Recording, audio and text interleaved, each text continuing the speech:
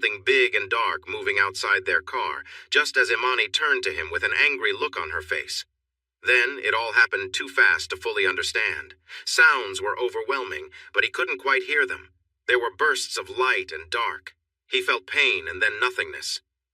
A while later, Tyson found himself lying in tall grass, cold water soaking his clothes. Pain rushed back, reminding him that she was gone. "No, no, no!" Tyson shot up from his pillow, gasping for air as the familiar nightmare pulled him awake, just like many times in the past 5 years. He felt a ghostly pain that reminded him of the time he spent in the hospital recovering from his injuries, endless hours fighting through pain to regain his strength. When he could finally use his hands, move his arms, stand on his feet, and hold himself up, he pushed himself hard to mask his sadness with physical pain. He shed the extra weight he was carrying. It felt like layers were falling away as he searched for a reason to keep going. He was becoming a new person, but what was the point? His weakness slowly turned into strength, yet he still pushed himself harder. He told himself that pain would help him heal, but deep down, it was just a way to avoid his feelings. After many months of difficult workouts, the therapists allowed him only short visits to the gym. This made him focus on his grief and face the emotions he tried to escape. It took another 8 months before the doctors decided it was safe for him to go home. "Aw, sweetie, is that bad dream back again?" Her voice was achingly familiar but felt wrong. Tyson's heart ached every time he heard it, but he chose not to answer. He had fought his way out of darkness while recovering in the hospital, and the strength of his mind was something he needed to keep building. He wouldn't give that up now. Imani was gone. She was gone. She wasn't sitting at the edge of his bed, slender and graceful in her soft nightwear, her curly hair inviting his touch, her warm brown skin longing for connection, and looking at him with gentle eyes that held care and understanding. Tyson fell back onto his pillow, closed his eyes, and rubbed his face. He ran through his thoughts, and when he reached the end, he opened his eyes. As always, she was gone. The doctors had used many big words while trying to understand his feelings, the crash, and his memories of his mother. Survivor's guilt and post-traumatic stress were the main topics, but they had so many other terms he couldn't recall. He never talked to the doctors about Imani's brief nighttime visits. If he had, he might still be in the hospital. It felt easier to just accept these moments and move on. Besides, he had his other passion, mathematics, to help clear his mind. She started visiting him at night after he worked hard in his therapy sessions. As he lay in bed, his body aching, he imagined she came to see him. From the beginning, he knew to keep this to himself. He learned later what it might mean after being sent home. He read a lot about how the mind deals with losing someone, especially after a sudden event. His struggle to accept her absence, shown by his tears when he woke up, showed that his mind was trying to fill that void. Where there was an emptiness, his mind filled it with her. 5 years was a long time to have these moments, but like his lonely routine and daily habits, he found comfort in what was familiar. Perhaps he just wasn't ready to move on. As it always did after nightmares, his mind drifted back to the night of the party. Tyson hadn't even wanted to go. It was Imani who insisted they leave the house, saying they needed to show support for a man who had been very helpful to Tyson. This man claimed he was the reason Tyson got his job as a math professor at the local university. Tyson knew the truth. It was really the dean's wife who had made it happen. The party was to honor the dean's retirement. Franklin Dunnings was stepping down and looking forward to a relaxing life by the beach in a Central American country. Tyson, Imani, his colleagues, and their spouses were all there for one last celebration before he and his wife began a new journey. Tyson wasn't sure if this new plan was truly what his childhood friend wanted. Ashley Dunnings had lived next door to him for as long as he could remember. They went through school together from kindergarten to college, being the best of friends. But Tyson's amazing ability to understand numbers took him away from their hometown so he could learn from experts at universities around the world. When he finally came back, he found out he had missed his best friend's wedding. To celebrate his return and Ashley finding someone special, Tyson had a bit too much to drink. He lost his balance on some stairs and ended up in Imani's hospital. She introduced herself to him, the genius who had trouble with simple steps, and he felt drawn to her. At the party that night, everyone noticed Ashley was missing, which was unusual. Franklin, Ashley's husband, made excuses for her and insisted they keep the party going, even though Ashley's joyful spirit was what made these gatherings fun. Tyson wanted to leave since he never really connected with Franklin and wasn't too upset about him leaving the university. But Imani seemed much more at ease at this party than she had been at previous ones. He wondered if it had anything to do with Ashley not being there, especially since he had sensed some tension between them before. About an hour and a half later, Ashley rushed into the party like a storm. It was surprising, especially for someone as petite and lovely as she was. It was clear she had been drinking and was upset, but she had shifted to anger. Tyson exchanged a worried glance with Imani. To everyone's shock, Ashley loudly announced that her husband was cheating with a young student. It seemed she had just come from a private meeting and had photos to back up her claim. When Franklin came back with more drinks, a heated argument broke out between him and Ashley. It was painful to watch, and eventually, Franklin stormed out. After that, Ashley was left with no strength. She broke down in tears. Tyson stepped in to help her and looked at Imani with surprise when she made a sound of protest. He gently picked up Ashley and carried her upstairs to her room as Imani took care of the remaining guests. The party was over, just like Ashley and Franklin's marriage. Tyson laid Ashley on her bed, her beautiful hair spread across the pillow. They looked at each other, and suddenly she wrapped her arms around him and kissed him.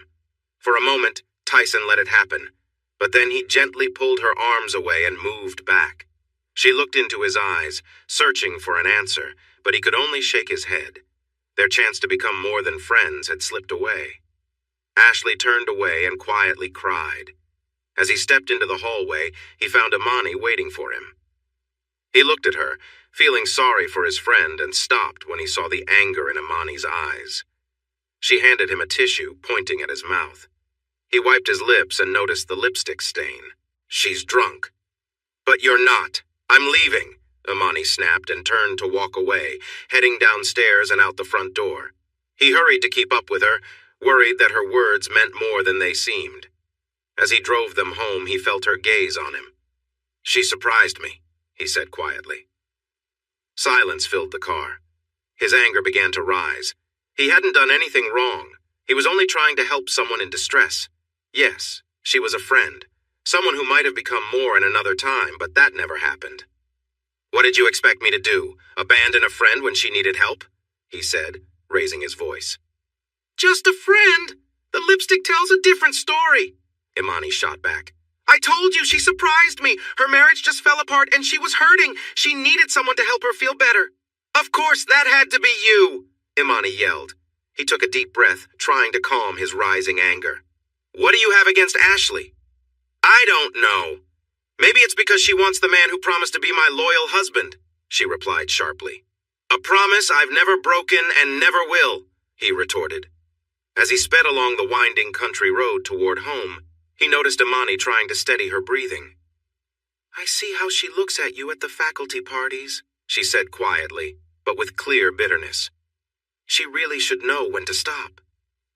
At that moment, he felt as if he didn't know the woman sitting next to him, the woman who had captured his heart on the day they met in the hospital, the woman he had promised to stay loyal to for life.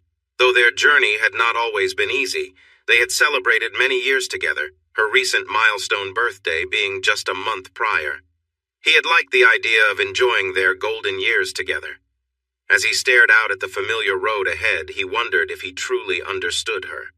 He thought back to the gatherings they had attended at the hospital and among her friends. Imani was well liked and respected at work.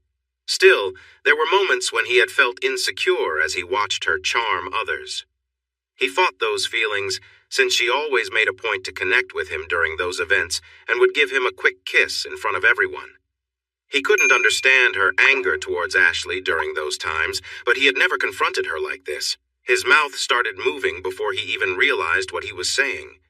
"The difference is, I don't treat Ashley the way you treat Devin, Doctor." Wilson was the head surgeon at the hospital. He was tall, fit, handsome, smart, and single, though he was actually a divorcee. It seemed there was something he struggled with. As he watched her turn to face him, he noticed her anger, but there was something else, too, something that made him worried. Could it be doubt, or maybe guilt? Then suddenly they were reminded of a past moment. "No!" Tyson shouted, pressing his hands against his eyes to block out his memories. It was time to get going. Start the day and stick to the routine. There was peace in following patterns. Christy Taylor was having a tough day, and Fridays were supposed to be better. She frowned, and everyone around her noticed. She knew she was attractive. While good looks were partly due to genetics, she worked hard to enhance her beauty. She used the right skincare products to keep her skin smooth. She ate healthily to stay fit, and went to the gym to keep her body in shape. She also visited the salon weekly to keep her long blonde hair shiny and her nails painted in the newest colors. Her friends believed she should pursue modeling because she had the looks and height, but that wasn't what she wanted.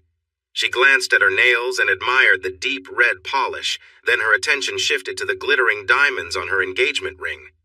Once, this ring made her excited, but today, it brought her no feelings at all.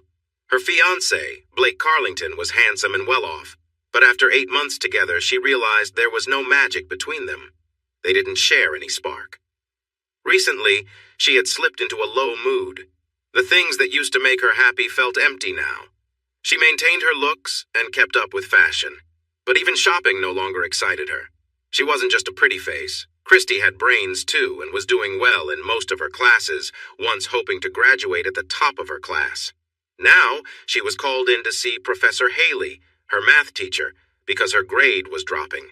She needed that math credit to move to the next year, but even the worry about falling behind left her feeling numb. The boredom she felt was draining the importance from everything in her life. She needed to stay professional. Christy knocked on the office door and heard a voice invite her in. She entered to find a messy room filled with papers. If you looked at George Haley's office, you might think he was stuck in the past and didn't want to use the internet. That was somewhat true for his personal work. He liked working with paper for his math experiments, but for his regular work with students, the university made him use online methods. Still, he tried to use paper whenever he could. She saw a short, stout man with wild white hair and a bushy mustache sitting at his desk. He looked up and smiled at her. "Ah, Miss Taylor, how can I help you?" he asked, blinking at her. She twirled a piece of her blonde hair as she replied, "You wanted to talk to me about my grades." The professor nodded and pinched the bridge of his nose. "Yes, your grades are slipping, and if you don't improve, I'll have no choice but to fail you." "Is there a test I can take to boost my grade?" she asked, hopefully. He looked at her seriously. "Understanding the material is what will raise your grade. The next exam is very important. You need to master the course content by then." She frowned, knowing she had been struggling with the last few chapters. "I need a tutor." "Yes, I was just going to suggest that," Haley said with excitement. "I know a well-respected man who is a true expert in mathematics and a natural teacher. If you want to learn the material quickly, you will need someone like him." Christy looked at the professor carefully. "Is he at the university?" A sad look crossed his face for a moment. "Not anymore, no. He retired early." He focused his eyes on Christy. "I want to stress how important it is that you avoid failing my course. You need to persuade him to tutor you." He seemed deep in thought. Then a small smile appeared. "I'll write you a letter of introduction that should help, but you must convince him." He took a piece of paper and started writing the letter. "What made him retire early if he's such a good teacher?" Christy asked, genuinely curious. The mystery about this genius was lifting her spirits. Haley folded the letter and sealed it in an envelope. He wrote something quickly on the outside and handed it to her. Christy's eyes widened when she saw the name on it. Tyson Kane, the man who stopped the terrorists? "Stop! Don't bring that up with him or remind him of his part in it. He lost his wife that night and doesn't need to hear it again." He pointed to a photo on the wall of a strong, bearded man in a suit with his arm around a lovely woman with curly hair. "All Tyson should focus on is his joy of teaching. The letter will help you meet him, but you must show him why he should take you as a student." Christy gave the professor a surprised and upset look while he stared back at her, puzzled. "Are you saying I need to offer him something in return?" "What? No!" Haley replied sharply, leaving Christy even more confused. "Show him that you want to make something of your life. Prove that you deserve his time. He doesn't respect those who just float through life without trying to contribute. Show him your ambition. If you do that, he'll be willing to teach you, and then you'll succeed in my class." Christy glanced nervously at the envelope, beginning to understand how important this was. "Go see him tomorrow. Do you have plans for Saturday morning?" he asked, and she shook her head. "Thank you, Professor Haley," she said, nodding as she left the office. She headed to the library, determined to learn all she could about Mr. Kane. This was a chance she couldn't afford to blow. George Haley sank into his comfortable chair as the young woman left. He stared at the door, battling with the lie he had written in the letter to his friend, Tyson. He tried to push aside his doubts, believing the small lie was okay if it helped break through the wall Tyson had built around himself. It was a shame for someone as brilliant as Tyson to isolate himself at 58. What young Miss Taylor didn't know was that while Tyson disliked those who wandered through life, he was starting to become one himself. That explained his own view of himself. If George had been religious, he would have prayed for Christy to help Tyson reconnect with the world. He smiled at the thought. It was nice that the young woman resembled Ashley from years ago.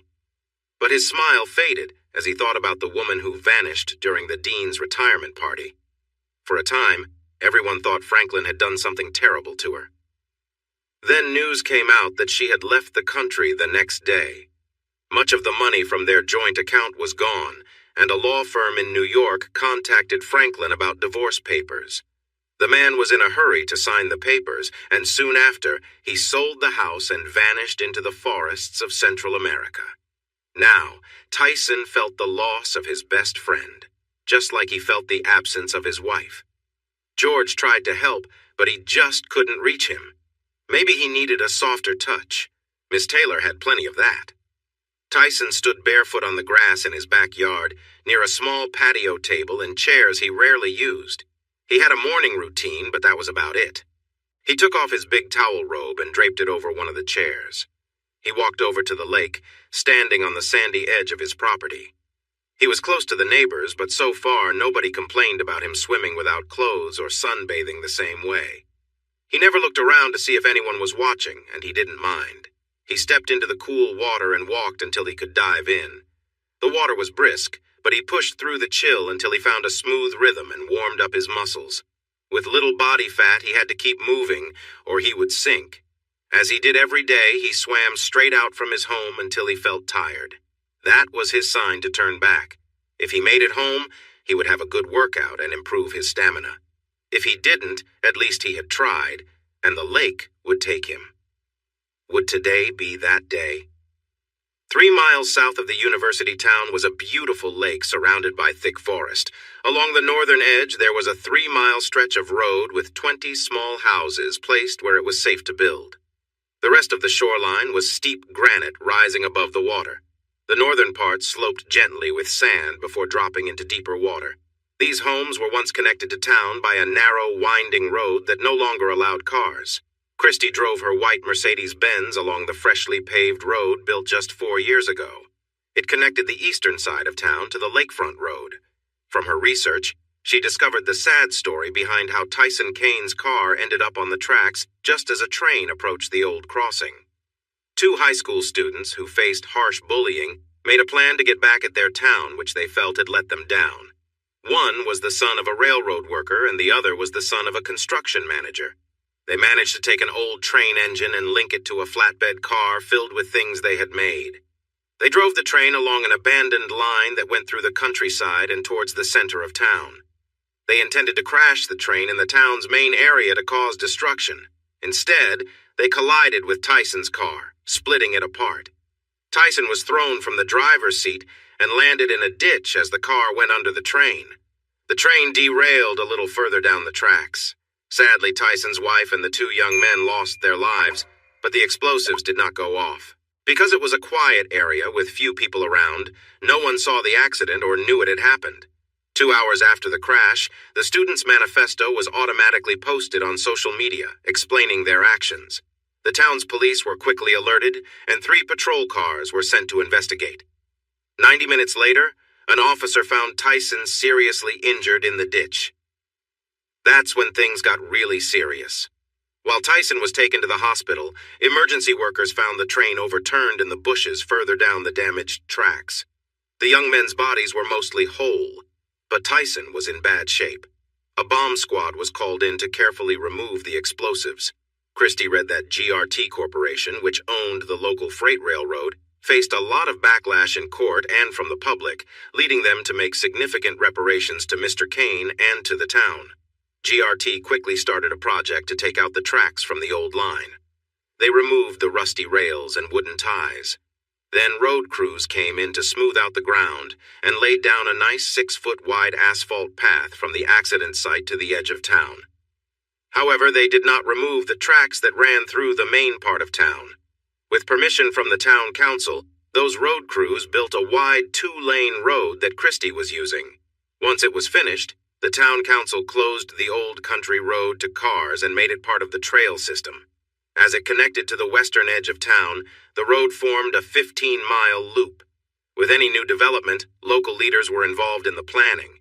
Large areas of land near the road, especially those not surrounded by stone, were set aside for new upscale housing. Neighborhoods full of big homes began to appear. One good thing for the people living around the lake was that the land south of the old train track still belonged to GRT.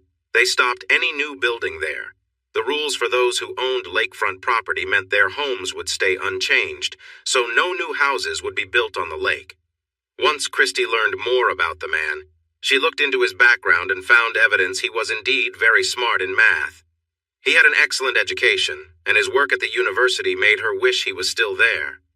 Some had called him a big, friendly teddy bear while also being a math expert. She went through old photos at the university to see how he had built this reputation over the years. He had been 53 at the time of the accident and was a big man then.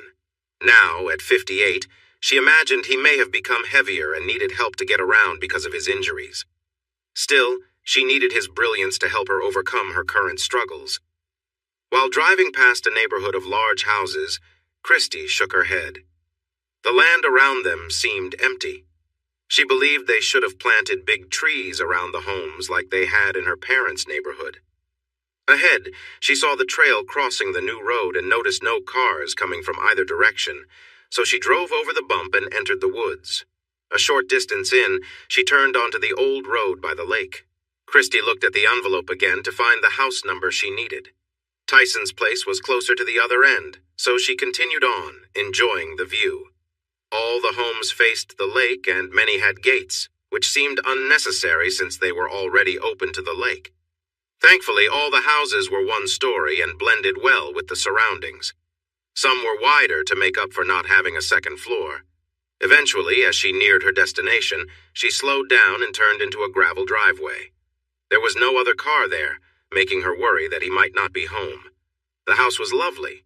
It was a cozy, ranch-style cottage nestled among the trees with many unique and thoughtful design features.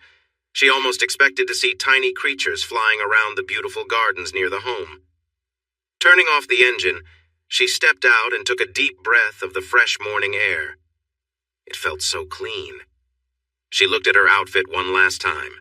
She wore her best business clothes, a red silk blouse, black slacks, and low-heeled red leather shoes that matched her top. She chose a top that didn't cling too tightly, as she wanted to keep the focus on her skills rather than her appearance.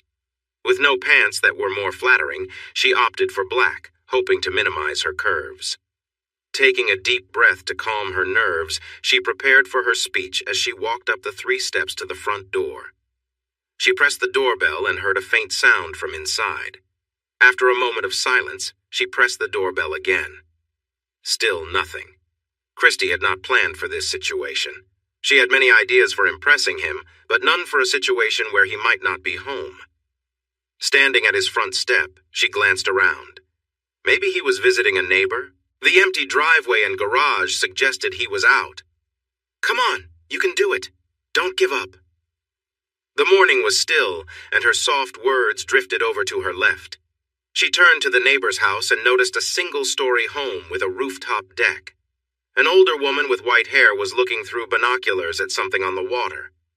Curious, Christie stepped down the stairs, walked to the side of the house, and saw a gate leading to the backyard. There was a small sign saying private, but after a moment, she decided to walk through anyway. The path went between the house and a tall hedge to the backyard.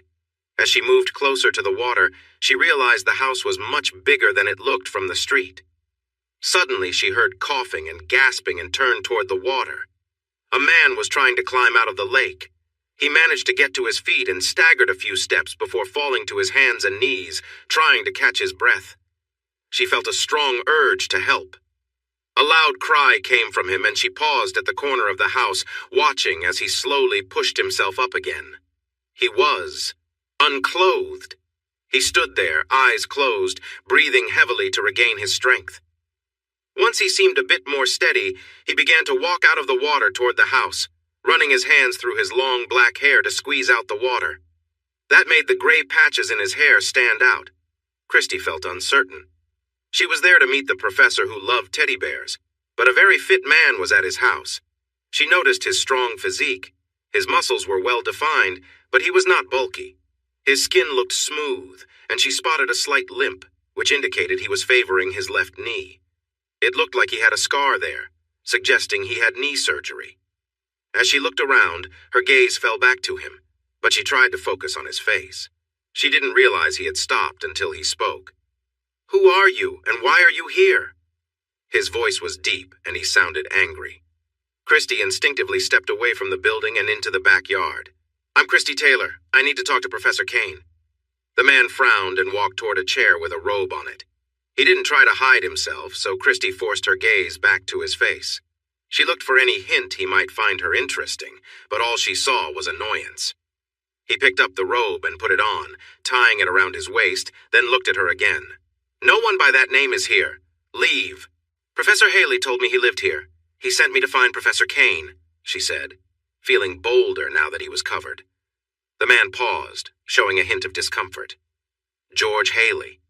"Yes, I have a letter from him for Professor Kane," she replied, feeling hopeful that she could get information from him. Perhaps this was a relative of the professor. He looked like he might be in his late 30s to early 40s, with some resemblance to Professor Kane. He extended his hand and she glanced at it, then at his frustrated face. "Give me the letter," he said with a growl. Christy frowned. "No, I have to give it directly to Professor Kane. And I told you there's no Professor Kane here. That's me, Tyson Kane. Hand over the letter." Her eyes widened as she realized who he was. He gestured for her to give it to him. You can't be him." He looked confused. "What do you mean?" "Of course I am. But he's almost 60. You can't be that old," she said in surprise. He let out a small laugh before his expression turned serious again. "I don't have time for this. If I'm almost 60, just give me the letter from George or leave." "If you are him, why did you say there is no one by that name?" she asked, still firm. His frown returned. "I told you there's no Professor Kane here. That man passed away 5 years ago. I haven't taught anyone since that night." His face showed that he had seen terrible things.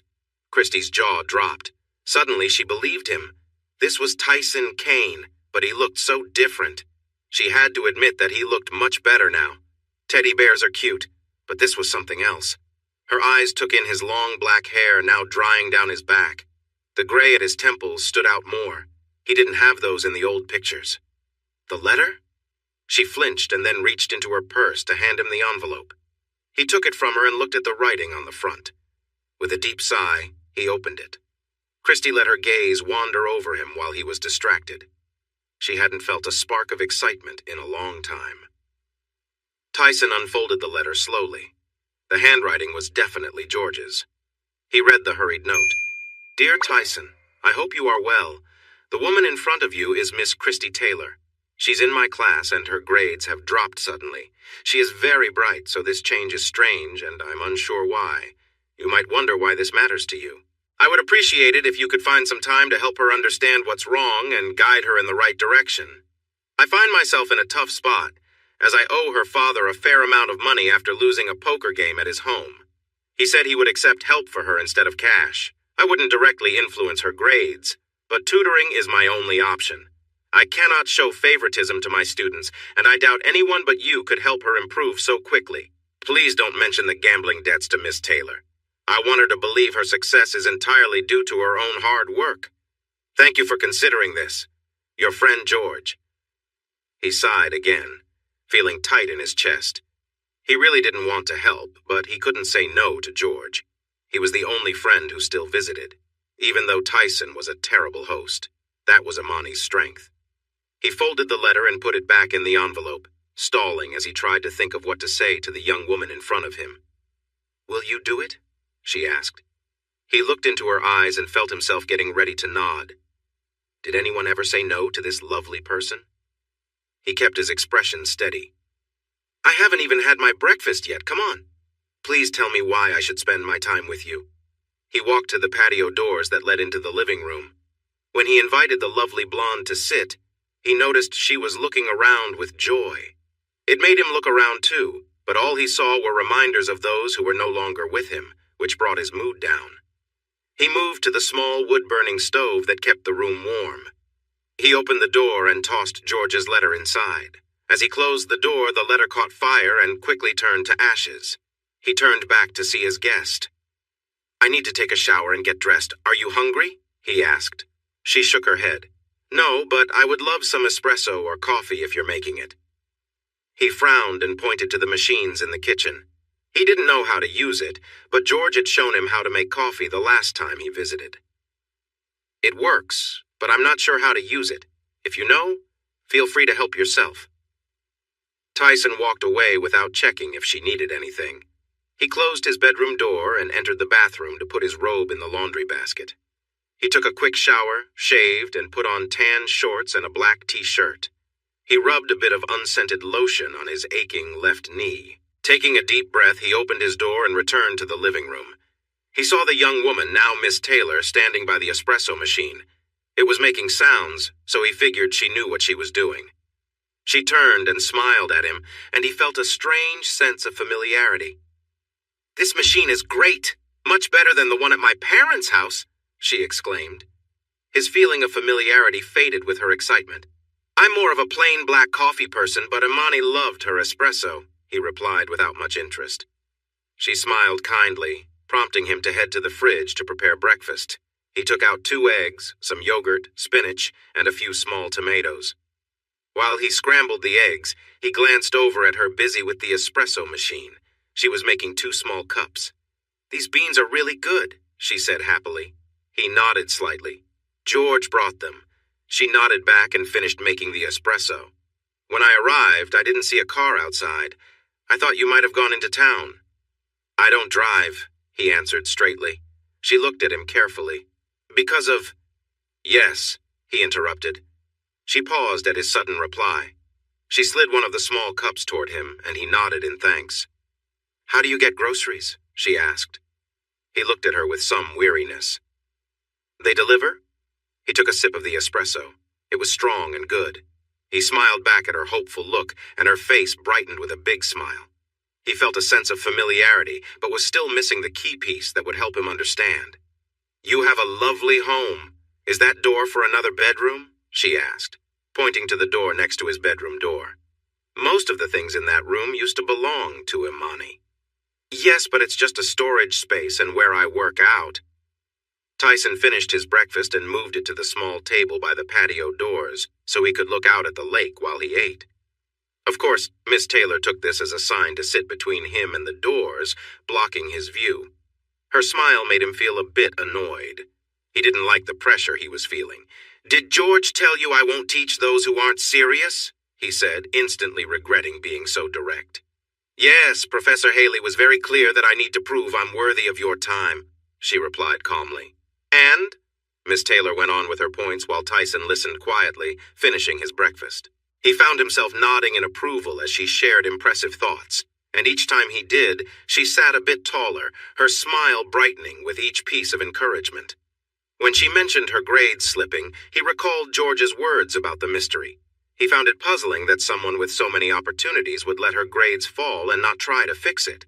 "Why?" he asked bluntly. Her smile faltered as she processed what she thought was a clear explanation. "No. Why are your grades slipping?" he clarified. He saw her pause for a moment, then she seemed to realize something. "My other classes feel easy. I understand the material well, but this class is different. I need to work harder here. And you haven't worked harder because... Her eyes met his and her smile faded as a brief shadow crossed her face. He recognized that struggle. Think about what you have, he said, and her expression changed. Anger sparked in her eyes. Look, I know I was born into a wealthy family, she started, frustration showing. Tyson shook his head. No, it's an exercise. List the things you're grateful for. She blinked, taken aback. Am I under some kind of evaluation? She asked, realizing what he was doing. He gave her a serious look. If I'm going to teach you effectively, I need to see if your challenges are just ideas or if there's more to it. Each situation needs its own way of handling things. He wanted to tell her he was not ready to deal with someone else's problems, but he kept quiet. She looked at him with wide eyes and went back to thinking about what she had, as he called it. Those are just ideas, he explained, and she shot him an annoyed look. Clearing her throat, she said, I'm thankful for my family. I'm thankful for my friends. I'm thankful for my fiancé. I'm thankful for studying at this university. I'm thankful for... Wait, you just named the most important things that can make you happy. People. Which one isn't true? She made a noise of anger, but he ignored it and continued. Your parents. Is your dad pushing you to do something you don't want? Is your mom too critical about your choices? He asked. No, they've been nothing but supportive, she replied, but he noticed something change in her face. So they support something you don't agree with. Let's move on, he said, and her anger grew. He didn't care. He felt he had nothing to lose. He understood why George wouldn't change her score. Tyson was also protecting his integrity as a teacher, even though he didn't want to go back to that job. Your friends, do you have anyone in your group you don't trust? Could someone be against you? He asked. Again, no. I don't keep toxic people close, she snapped. He nodded. Then it must be your fiancé. Does he fall short in some way? Is he too pushy? Not pushy enough? Has he hurt you? He would never, she gasped, her eyes wide. She looked at Tyson as if he was dangerous. But he doesn't excite you? Tyson took a guess, sensing her hesitation. Miss Taylor stood up and walked around the table. He sensed a slap coming, but accepted it. He had felt worse pain before. Christy rushed out of the house and sank into the driver's seat of her car before the tears started. She wasn't sure why she was crying. She told herself it was his rude behavior, but she knew that wasn't the whole truth. He had been right, and she couldn't handle it. She took a moment to breathe and gradually held back her tears until they stopped. She couldn't give up. Failing the course was not an option. She didn't want to show the man inside that he was right about her not being good enough. She was good enough. Christy climbed out of the car and grabbed the bag with her books and notes from the back seat. Taking a deep breath, she turned back to the cottage-style house. Be brave or go home. She walked back to the front door and rang the bell. Moments later, the man's face looked cautious as he watched her through the screen door. I'm sorry for my reaction, she said. His face remained serious as he replied, No, you're not. You had a reason. I was acting poorly. She paused for a moment. Can I come back in? He sighed and stepped aside, inviting her to enter. She went back to the table and placed her bag of books down. He glanced at it with concern. I haven't agreed to help you yet. You found out the problem that is affecting my grades. Only part of the problem has been addressed. Recognizing it is a good start, but you need a clear plan to fix it, or it will keep holding you back, he suggested. I'm calling off the engagement, she declared, surprised by how freeing those words felt. A weight lifted from her shoulders. Tyson's eyebrows raised in surprise. That seems a bit much for a minor issue. You could consider talking to someone about it. She frowned and shook her head. It's not just that. She thought for a moment, and with the decision to end the engagement made, the truths she had hidden from herself came forward. I think it's because we are too similar. Our lives are too alike, and we like the same things. Without differences, there are no sparks. It would be easy to be married to Blake, but I think I would be bored or feel tempted to stray. I'm sure he would, too. When he proposed, I got swept up in the excitement of marriage, but that's not enough. It wouldn't be fair to either of us. She looked at the diamond ring on her finger, sighed, and took it off, placing it in her purse. Can we start now? She asked. and he couldn't help but chuckle a little at her determination. "Did I say I've agreed to help you yet?" he replied. Her blue eyes met his brown eyes. "You found the issue, and I've shared my plan to fix it. I won't let this stop me from moving forward in my career. What else do you need?" Christy stated firmly. He nodded to himself, seeing she was serious, and his last doubts faded. "Okay, show me the last section you felt good about," Tyson said as he took a seat next to her at the small table. She smiled and opened her books, ready to review. They spent the rest of the morning studying. He went back to 2 more chapters until he felt she understood the material. "You missed some details here," he pointed out, and she reflected on when they started that chapter. It was a couple of weeks after the engagement began. How did he know? She looked at Tyson's face, and he looked back at her with curiosity. She smiled a bit shyly and then focused again on the textbook. He guided her through the chapters, explaining the formulas and showing examples. Christy took notes and felt the information sinking in. She raised her hand to pause on a specific problem they were working on. She remembered struggling with this part before, but now it seemed clearer.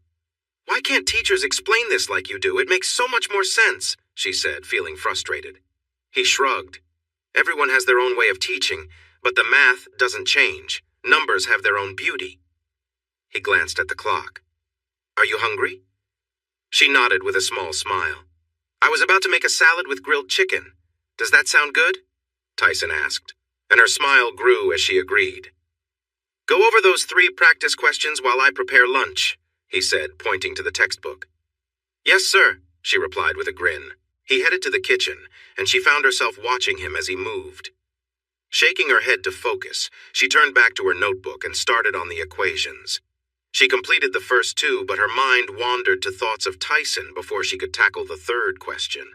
She couldn't believe he was 58. He looked so fit. "What's bothering you about the 3rd question?" She jumped, startled by his voice breaking her train of thought. "Sorry, what?" He frowned gently.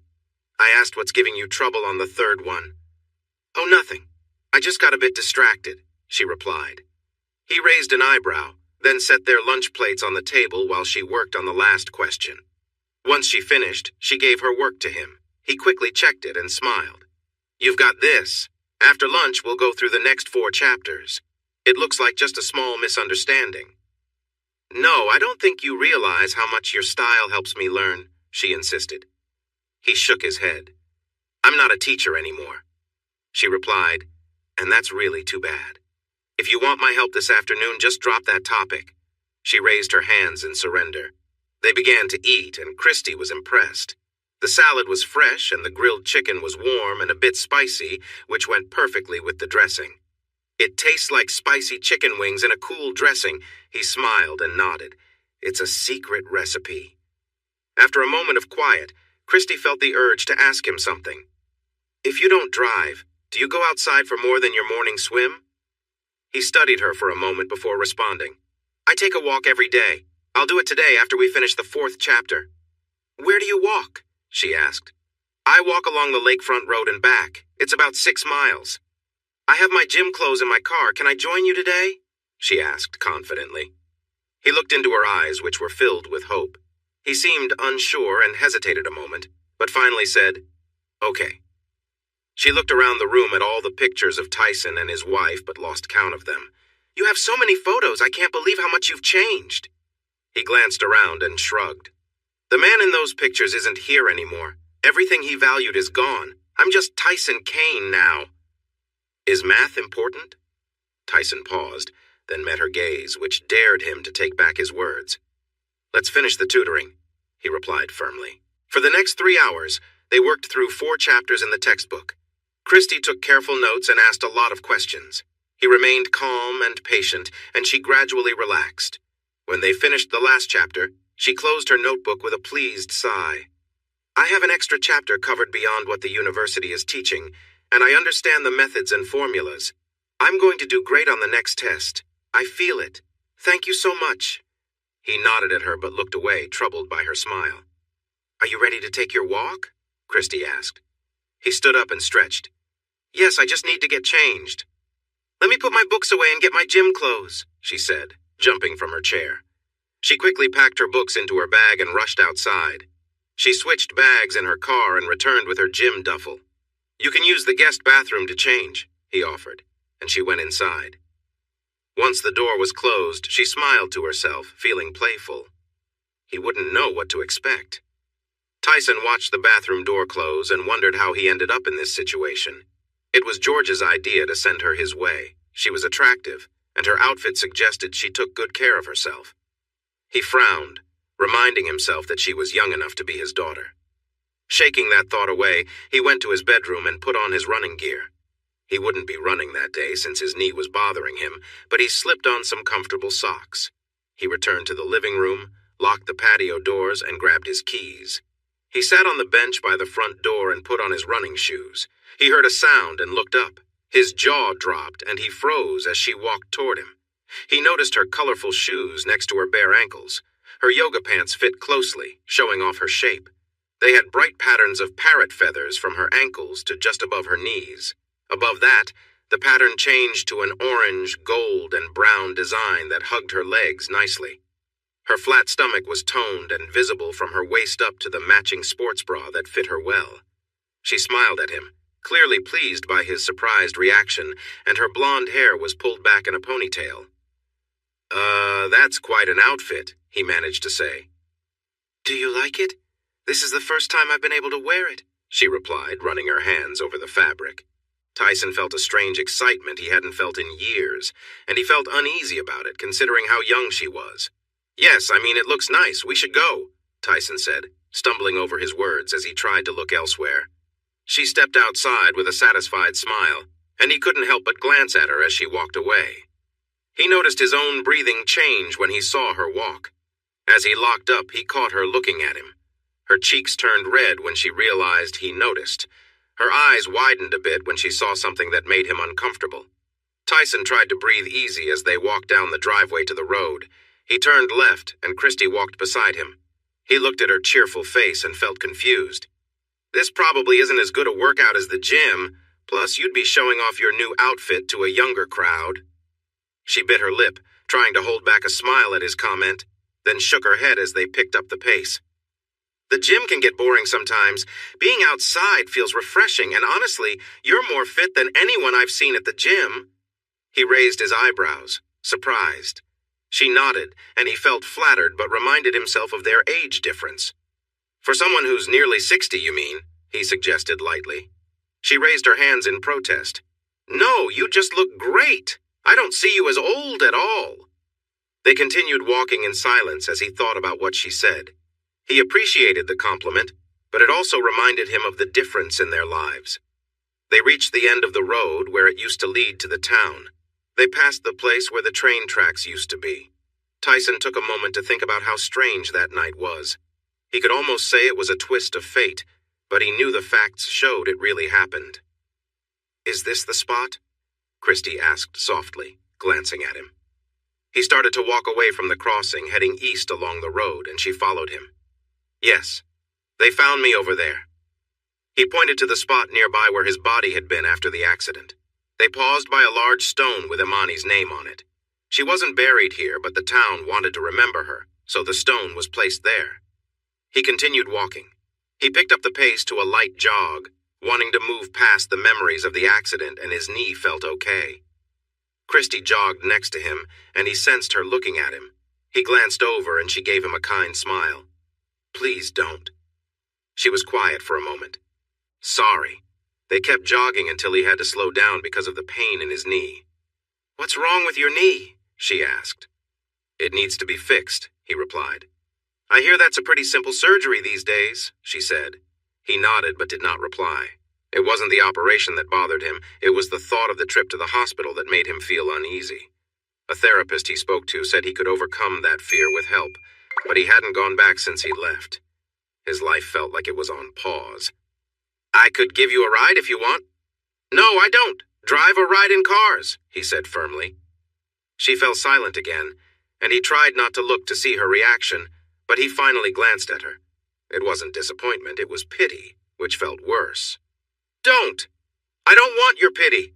I don't need it," he said sharply, though his voice wavered, showing his real feelings. He felt quiet. They walked along the road lined with trees, enjoying the peace of nature.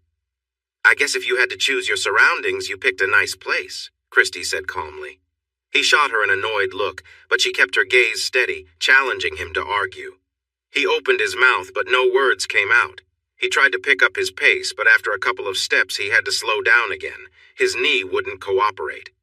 She stayed beside him, matching his pace, until they reached the end of the lakeside road and turned to head back along the water. Christy looked at the houses along the way with interest. "How much would it cost to buy one of those houses?" she finally asked. He laughed lightly. "You wouldn't find anyone willing to sell, even if they could." Seeing her curious expression, he continued his explanation. "The property tax is 0 because the land belongs to GRT. We cannot change the shape of the houses or add more floors. We aren't allowed to put down pavement for driveways. The houses are rented, so we can't sell them, but we can pass the lease to a family member. The original owners of GRT were old pioneers who valued family homes. So even with all the rules, we have a pretty good deal. However, there is a lot of money tied up in this land. The lease will end in about 60 years. At that point, one of two things could happen. GRT may ask everyone to leave and sell the land for a lot of money. Big mansions could replace these bungalows." "What's the other option?" she asked. "People say GRT will send a message to the town council by making another long lease with the current owners with the same rules," he replied, noticing the surprised look on her face. Things had been calmer between the council and GRT until the accident and the lawsuit. The council tried to take the land around the lake and the forest, but ended up getting a new road for a new neighborhood with their developer friends. This created more bad feelings between them and GRT. "So those houses I saw on the way in are mostly owned by members of the town council," he said with a serious look. They walked on as Christy appeared deep in thought. "Blake's mother is on the town council and his father is a real estate developer," she finally said. He noticed the worried look in her eyes and shrugged. It was better to know now than later after promises were made. When they returned to his place, Tyson's knee was really hurting. He shouldn't have jogged. He saw his neighbor, Mrs. Willoughby, working on her flowers by the gate. He remembered she liked to be called by her first name. "Good afternoon, Barbara." She looked up as they approached, and her smile widened when she saw Christy with him. "Good afternoon, Tyson. It's so nice to see you out with such lovely company." Tyson sighed as Barbara fussed over him.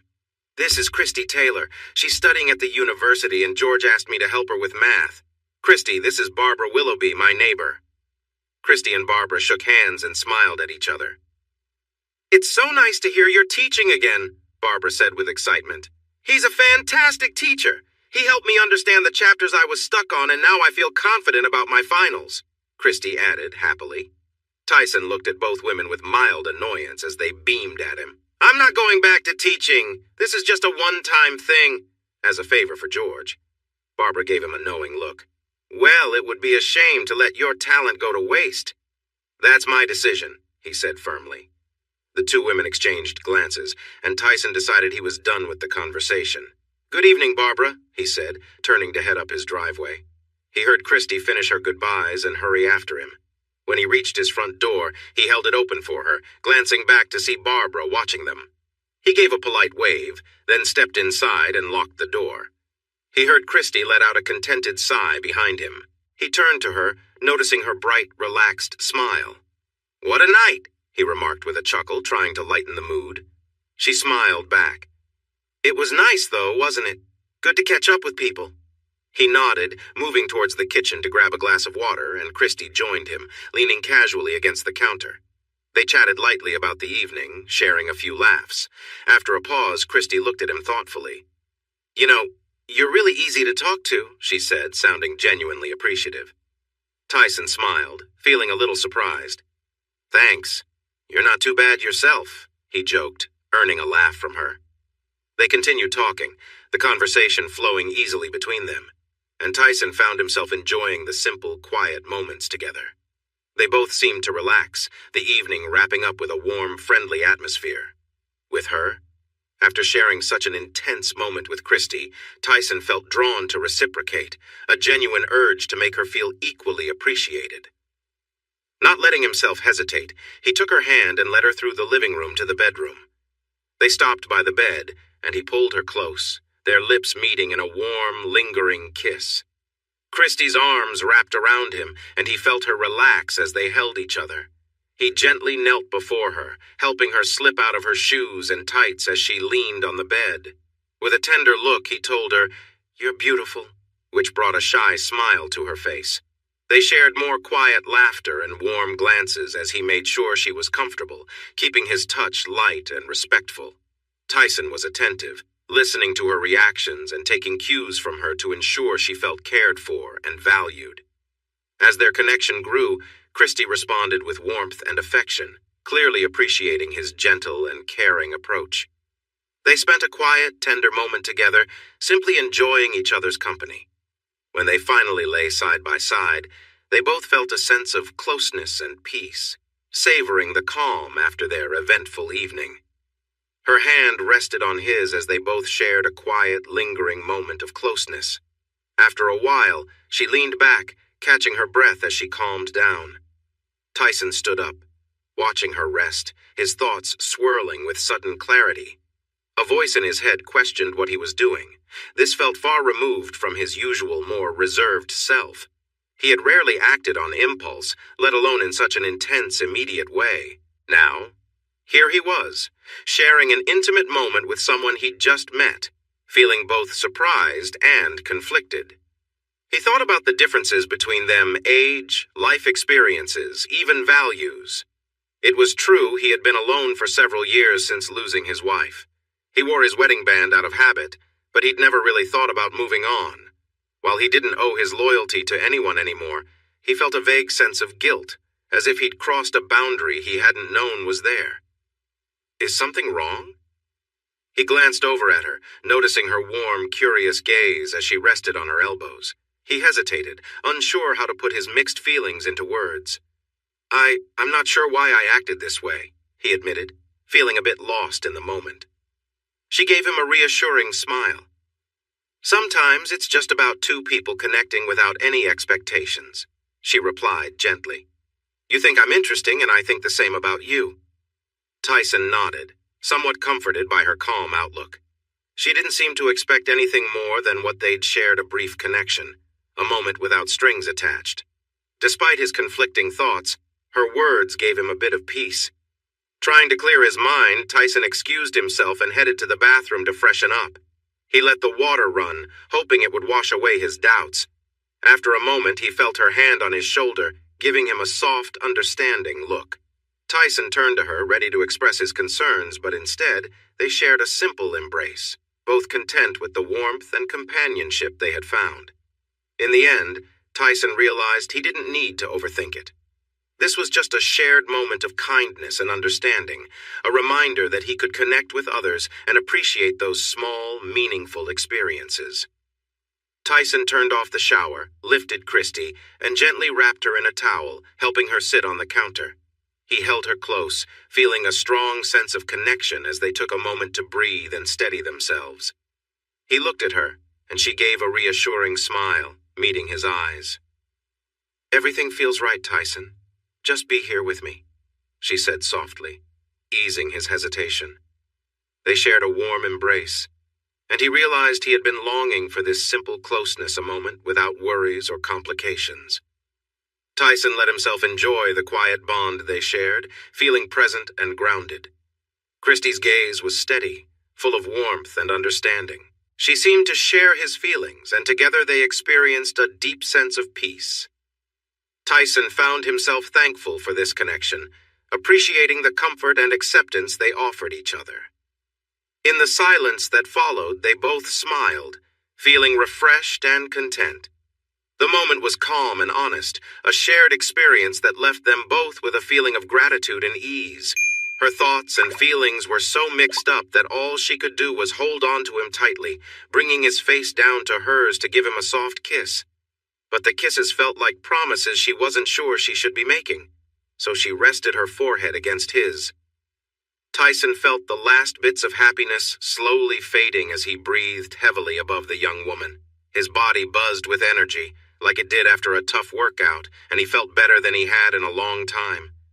He pulled back gently, and Christy let go of his head. He lowered her arms to rest on her chest, where his gaze lingered for a moment.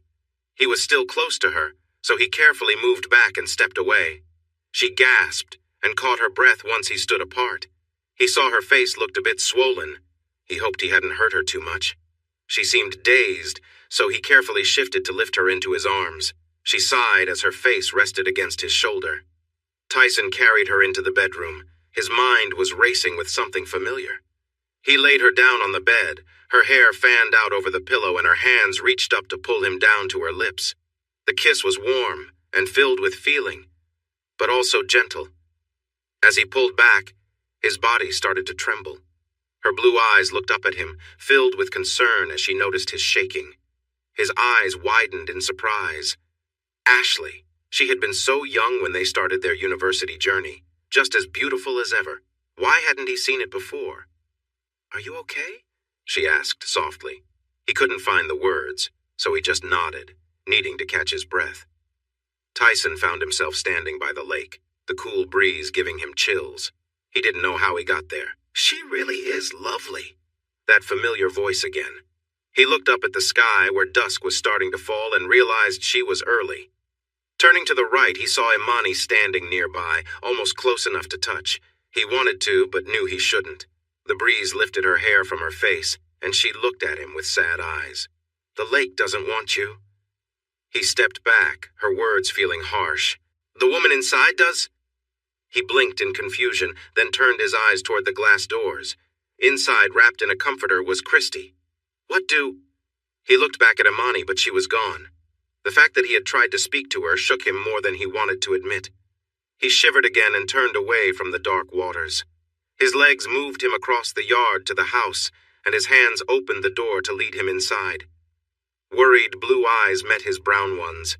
He felt the urge to share his thoughts and gave in. "She said the lake doesn't want me." Christy's gentle hands rested on his chest, feeling the coolness of his skin. She opened the comforter and pulled him close, sharing her warmth. They stood facing each other. "Who said that?" Christy asked. He looked into her eyes and saw kindness. He hesitated to answer, but deep down he felt that everything would be all right. "Imani." As she listened, a small smile appeared on her lips. "Smart lady. Can you tell me about her?" she asked, guiding him to the couch beside the little wood stove. He added another log to the fire and settled back under the quilt with Christy. He felt lighter and more at ease. He was ready to talk, and Christy listened. Tyson Kane felt like a changed man. That might be a bit much to say, but he felt like a man with a new knee that was finally starting to feel better. Without the constant ache, he sensed a new beginning. It didn't hurt that he enjoyed the company of a lovely young woman a few times a week. Christy Taylor had a busy life with her classes and a part-time job. Whenever she had some free moments, she'd visit him at his cottage by the lake. They had spent a lot of time together since that unexpected day last year when she had surprised him in his backyard. In one day, she transformed from a stranger to a friend and confidant. For someone so young, she had a powerful presence. She encouraged him to share things he had kept hidden, including the fact that he sometimes saw his late wife at night. After he confided this to her, the visits from Imani had become less frequent, though they hadn't completely stopped. Christy reassured him that it was okay to talk about it. She believed it might mean he had some feelings to work through regarding his wife, especially since their separation had been abrupt and during a disagreement. This made sense to him.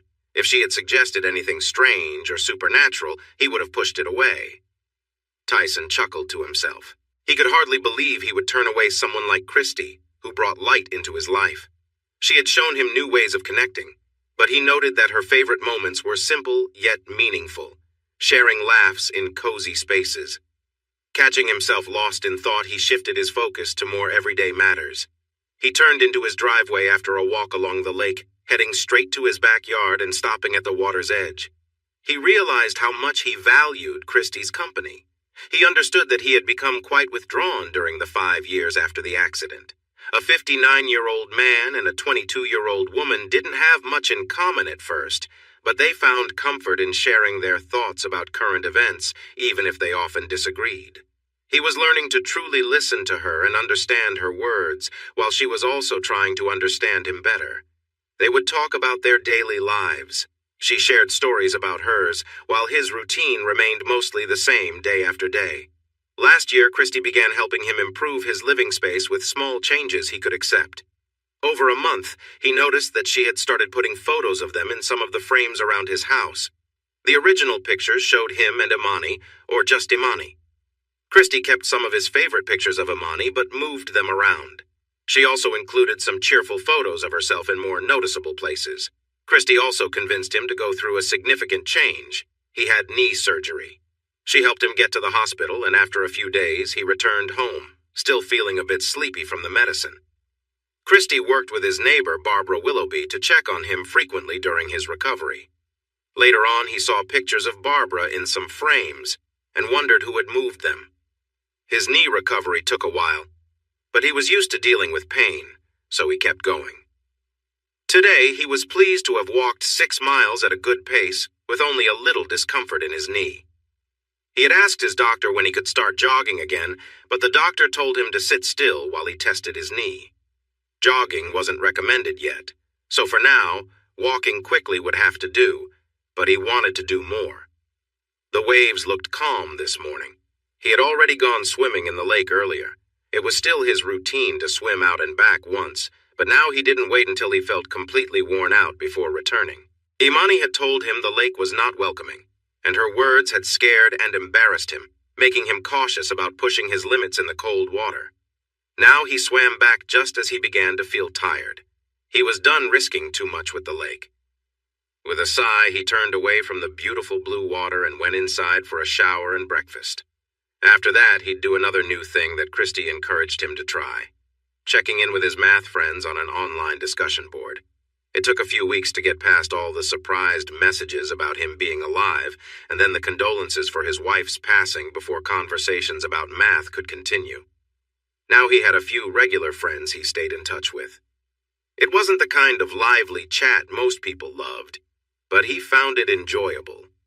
He had actually picked up a few good ideas that he was thinking about. He smiled as he walked in. He had a regular morning routine to keep up. Christy Taylor was having another moment of clarity. She was sitting in her car in the coffee shop parking lot, letting her thoughts flow. She had learned to give herself time to think about new ideas and different views. It was another lesson from Tyson. This morning she felt thankful for many things, but not material ones. Tyson had taught her to keep feelings for people separate from things. It made feelings feel more genuine. He never pushed his views on her. It was just how he chose to live, and it made sense to her too. She wasn't looking forward to telling Tyson she would be leaving town. She had a new opportunity in New York City.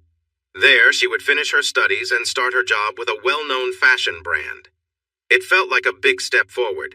She knew Tyson would be happy for her, but also sad about her leaving. She worried about him. He wasn't ready to be on his own and was still trapped by his fears. He couldn't ride in a car and had only managed to sit in hers for a few moments with the door open. She sighed, realizing she needed to find someone to keep him company. That way she could leave feeling less anxious. Barbara was an option, but he found her too pushy, and he was right about that. Barbara was very overbearing. Maybe that was why her own children rarely came by to visit. Christy went through her list of friends, trying to figure out who might spend time with Tyson to help him overcome his fears. Sadly, most of them had steady boyfriends who were uncomfortable with their partners being around someone as attractive as Tyson. She shifted in her seat, thinking about their last date. It would not be easy to find someone new like him. She pushed those thoughts away and returned to her friends. There was Rachel, who had just broken up with Chris, after a rocky relationship filled with ups and downs. Rachel was a bit too dramatic, and Tyson didn't need that. Neither did Chris. But if he took Rachel back, that was on them. Then she thought of Jillian. She wasn't seeing anyone right now. She remembered their talk about Jillian's last boyfriend and her issues with men. Maybe dating someone who reminded her of her father would be too complicated.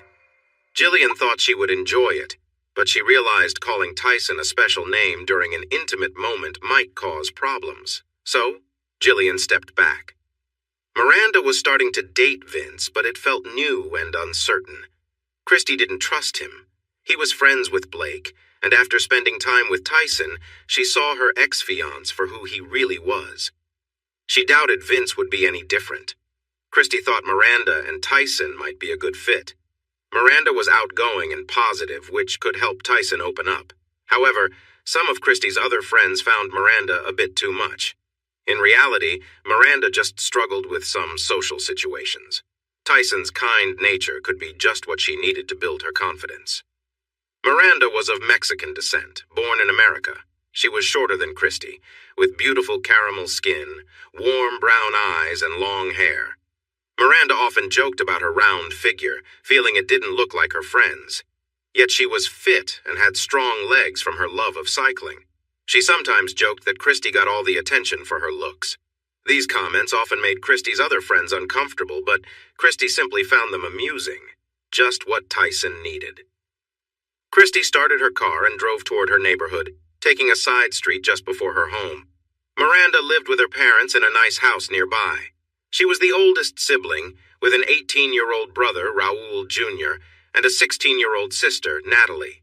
Christy, being an only child, envied Miranda's siblings, though she hadn't shared that with her own parents. Miranda's dad was a successful stockbroker, and her mom had her own business. Christy heard Miranda mention that Raul just got a new truck for his birthday, and he wanted to take Christy for a drive sometime. Miranda found it hilarious because Raul thought he was quite charming. Parked, she walked up to the door and rang the bell. Moments later, Raul Jr. greeted her with a broad smile. "Good morning, Christy. You look lovely today," he said with a youthful enthusiasm. Christy smiled back, raising an eyebrow. "Good morning, Raul. You should save those compliments for your dates." "Christy, ignore that guy and come back to the kitchen," Miranda called from the other room. Raul looked deep into Christy's blue eyes and bright smile, thinking about her words. She could sense he might be wondering if she thought he was attractive enough to date more than one person. As she walked past the fit young man, she guessed he'd spent many hours at the gym. Perhaps that contributed to his overconfident attitude. She entered the kitchen, aware that Raul was watching her. "Junior, stop staring at my friend! Don't be so immature!" Miranda scolded, drawing Christy's attention. "I'm not! And don't call me Junior!" he retorted. Trying to regain his cool, he added, "Besides, women like it when a guy shows he appreciates them." Christy frowned, shaking her head to indicate he was mistaken, and he looked embarrassed. "I can introduce you to someone who really knows how to treat a woman right," she suggested. Raul's smile returned. "Is this the secret boyfriend you never want to show us? The perfect guy?" Miranda asked, her tone sharper than she intended. Concerned for her friend, Christy turned to Raul. "Can we have a moment alone?" she asked kindly, and he nodded, recognizing that his sister was upset. Miranda took Christy's hand. "Never mind, let's go to my room." Christy followed her upstairs to her cozy room. When Miranda closed the door, her eyes filled with tears. Christy opened her arms and Miranda hugged her tightly as the tears flowed. "What happened?" Christy asked gently as Miranda's tears began to subside. Miranda's sadness turned into anger. "Vince is really awful." Christy was not surprised to hear this, but kept her expression neutral. "What did he do?" "The day after we were together, he broke up with me in a text, and then he posted a picture of us with a cruel caption." "What?" Christy exclaimed in disbelief. "Eventually he took it down, but by then everyone had seen it. It was so embarrassing." Miranda started crying again. Christy felt anger boil within her as she comforted her friend. If she could get a screenshot of the post before it was taken down, she would definitely make sure the school administration knew about it. Getting Vince removed from the university for this would be a good step. She was determined to make it happen. Miranda composed herself and looked at her friend with a fierce determination. "That's it! No more dating until I graduate. There are no decent guys at this university." Christy smiled and nodded, feeling hopeful for her friend. "Does that mean you might be able to check in on a friend of mine from time to time?" Miranda wiped her eyes with a tissue and looked at Christy, confused. "A friend?" "Tyson Kane." Miranda's confusion deepened. "Wait, I know that name." Christy sighed. The train incident. Yes, that's right. He stopped the train. Oh, his wife died and he got hurt. You've been helping him recover? Miranda gasped. An image of Tyson popped into her mind and her cheeks turned warm. Not exactly. He was mostly better by the time I visited him for math tutoring. She shook her head to refocus. He lost his wife in that accident, and he barely made it through himself. He's been really shaken up by what happened and still struggles with anxiety. I've been trying to get him to come into town, but he can't sit in a car without stress. I had to help calm him down a lot to bring him in for knee surgery. Miranda looked at her in surprise. This was a whole new side of her friend. A big smile spread across her face. What? Christy asked, sounding unsure. You keep surprising me, Miss Taylor, she giggled. Christy shook her head, confused. Your kindness is really inspiring. Whoa, don't go calling me a hero. I went there to get help with my math work. He's an amazing teacher. In just one day, he cleared up all my problems. I was so thankful. I wanted to do something nice for him in return. He's an all-around great person. Miranda just smiled and nodded with a proud grin. Christy cleared her throat and gave her friend a hopeful look. You know I'm leaving soon. I'd feel a lot better knowing someone would check in on him a few times a week. Get him moving around? Miranda suggested. Christy nodded. He swims in the lake in the morning and takes a long walk afterward. He also works out at home. Miranda looked impressed. So, he knows how important it is to stay active. Christy smiled. Oh, absolutely. Sure, I can help with that. Where is he? Miranda said, and Christy hugged her, excited. Give me your phone and I'll add his details, Christy said. Miranda handed it over while Christy pulled up the information on her phone. He lives by the lake? Lucky guy. How did he end up in such a nice place? Miranda asked, grinning. Christy gave her a tired look. The homes there stay in the family, so he got it from his parents when they passed away. She finished entering Tyson's information into Miranda's phone. Miranda looked a bit sorry for her earlier comment. Christy's phone chimed from a text. She quickly read it. Ah, it's my mom. I was supposed to meet her and my aunt at the club. I have to go. She quickly replied, saying she was almost there. Then she took hold of Miranda's arms and looked into her eyes. I'm really sorry about Vince. He's not the brightest, and he will face his own problems. I also want to thank you for checking on Tyson. Trust me, you won't regret it. He's a great guy. She jumped to her feet and hurried downstairs, needing to get across town in 5 minutes. That was easy when you drive fast. Miranda watched her friend dash away, surprised. She wondered what exciting things were happening in her friend's life. She wasn't jealous of her friend. Well, maybe a little. Looking at her phone, she decided to take her bike on the new trail to see him tomorrow. Miranda had heard about 2 students who caused a lot of trouble and what happened to them at a train crossing when their stolen vehicle collided with Tyson Kane's car, which led to a tragic loss. Feeling curious, she picked up her tablet and searched for the story. After a while, she found information about Tyson himself. Wow, he's a big guy, she said quietly, looking at a photo of the professor at a university event. He was standing with a slim woman, making him appear even larger. The woman was very pretty, and her skin tone matched Miranda's. Tyson looked genuinely happy. Losing this woman must have been really tough for him. If Christy believed he was a good man, Miranda was eager to meet him. She smiled to herself, thinking he seemed like a big teddy bear. After what Vince had put her through, she could definitely use a comforting hug. The lake water felt warmer than usual as Tyson swam with a steady stroke. He could feel himself getting better each time and thought he was swimming a little farther before turning back. He was careful not to push himself too much. He had very little body fat, so he needed to keep moving. Looking up, he saw the bright blue sky, promising a nice day. He decided some sunbathing would be nice. As he turned back, he spotted Barbara's house with its rooftop deck and noticed the sun shining on her binoculars. Barbara had always been protective of him, watching over him for years, especially when he struggled to reach the shore before Imani encouraged him to take a break. No. Christy's presence was what made him realize he had something to live for. Imani was gone. Despite any strange thoughts he might have, she was no longer with him. Christy had made him aware of how Barbara had quietly supported him. The young woman had mentioned hearing his neighbor's kind words the first morning she saw him come out of the water with difficulty, so his neighbor had a good view of his yard from her roof with her binoculars. He kept swimming strongly, thinking about it. He sighed softly. Tyson wasn't going to change his ways for anyone. He swam and sunbathed without clothes, and that wasn't going to change. He decided to ignore the chance that someone might see him. The water was getting warmer, and he knew he was nearing the shallow part of the shore. His swim was done, but he felt strong. He stood up in the water and took a deep breath to fill his lungs and energize his muscles. He planned to swim further the next day. Turning around, he admired his cozy home. He truly loved it there. The morning sun felt nice, so he tilted his face to it, closed his eyes, and ran his hands through his hair to get the water out. He noticed his hair was getting long. His curls were growing so much that he was starting to look like Imani. He walked out of the water and onto his lawn, stretching his arms high and bending side to side.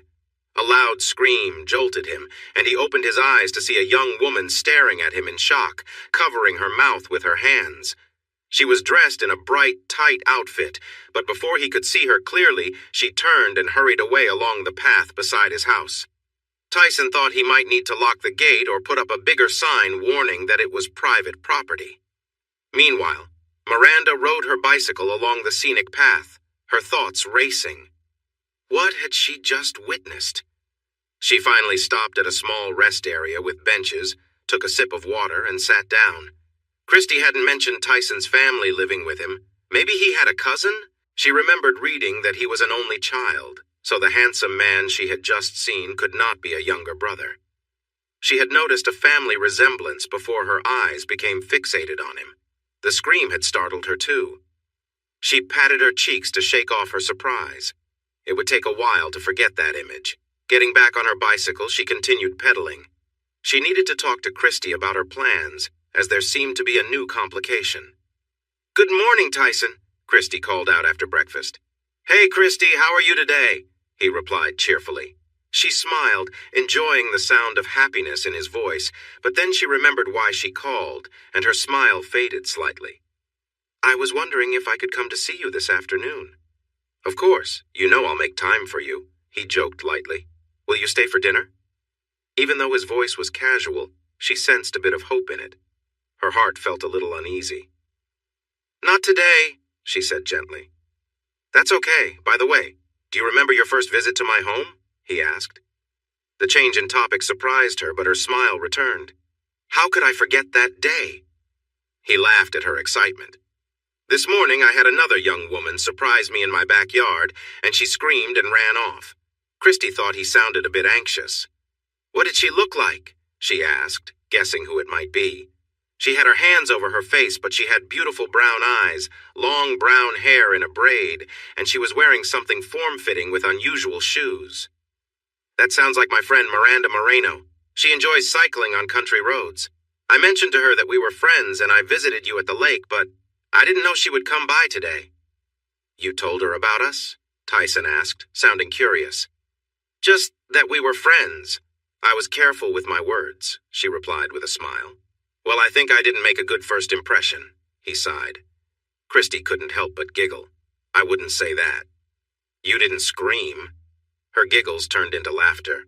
"True, but that was because I wanted to prove you were who you said you were." Tyson laughed at the memory. "Right. You're pretty tough." "I'll talk to her. It'll be okay. She was probably just surprised," Christy assured him. "Should I get a lock for the gate or a bigger sign?" he asked. "Is that what the sign says? I thought it said something funny," she said, bursting into giggles. He chuckled. "All right, miss. Smarty pants. I'll see you this afternoon. Bye." "Bye." Christy hung up and quickly went to her car. She had to find Miranda. She could have walked, but she knew of a few places Miranda might be if she wasn't home. When she rang the doorbell, Raoul Jr. answered with a bright smile. "2 days in a row! It's feast or famine with you," he joked. She smiled back. He was quite charming. "I'm looking for Miranda," she replied sweetly. He sighed dramatically. "One day, I hope you'll come just for me." She laughed and raised an eyebrow. "Not today." Raoul stepped back and motioned for her to go upstairs. "She just got back from her ride. She's in her room." Christy smiled and climbed the stairs, feeling his gaze follow her. "Staring at me won't help your chances." She heard him make a sound of frustration before reaching her friend's door. She knocked lightly. "Miranda, it's Christy." She heard a faint squeak and some noises from inside. "1 second," Miranda called from behind the door. Christy waited, trying not to think about the strange buzzing sound coming from within. The door opened, and Miranda stepped into the hallway, her cheeks a bit red. "Let's go sit on the patio. It's a beautiful day," she suggested quickly. Christy could still hear the buzzing noise coming from inside. "Are you sure you don't want to turn that off first?" she asked carefully. Miranda's shoulders dropped and she sighed. "Okay, can you help me move the bed?" They went inside and shifted the bed away from the wall so Miranda could reach her personal item that had somehow fallen between the mattress and the wall. She turned it off and put it in the drawer of her bedside table. After they pushed the bed back, they sat facing each other. Miranda's face looked flushed. "I hear you had an interesting visit at Tyson's this morning," Christy started. Miranda's eyes widened. "You didn't tell me Tyson had family living with him? A nudist family at that?" she exclaimed. "Oh, you saw him without clothes?" Christy said with a big smile. She was enjoying this moment. "Saw him? He walked out of the lake like he was some kind of angel. He's beautiful." Miranda sighed. "Who is he? Tyson's younger cousin?" Christy laughed, and Miranda couldn't help but smile at the happy sound. "Miranda, that was Tyson."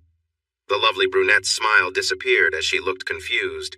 "No, Mr. Kane is almost 60. This man couldn't be more than mid-40s, maybe late 30s. Tyson lives alone. The man you saw walking out of the lake was him. He swims every day." She took a breath and gently held Miranda's hand. "Listen, he went through a lot after the accident. He pushed himself hard with exercise. He lost a lot of weight and built up his muscles. He's still very serious about working out." Miranda stared at Christy, her eyes widening with understanding. "It's him! He's your mystery friend," she gasped. Christy smiled softly. "Friend is a better word. We care for each other, but there's no romantic love between us." "But you're close with him." Christy's smile grew as she nodded. "Tyson's amazing." Miranda squealed in excitement as Christy confirmed her guess. Christy raised her hands to calm her friend. "That information is just between us. Tyson wasn't looking for anything like that at first. He was very private when we met. He didn't want me in his yard. He didn't want to tutor me or let me join him on his walks. I really had to push to get close to him.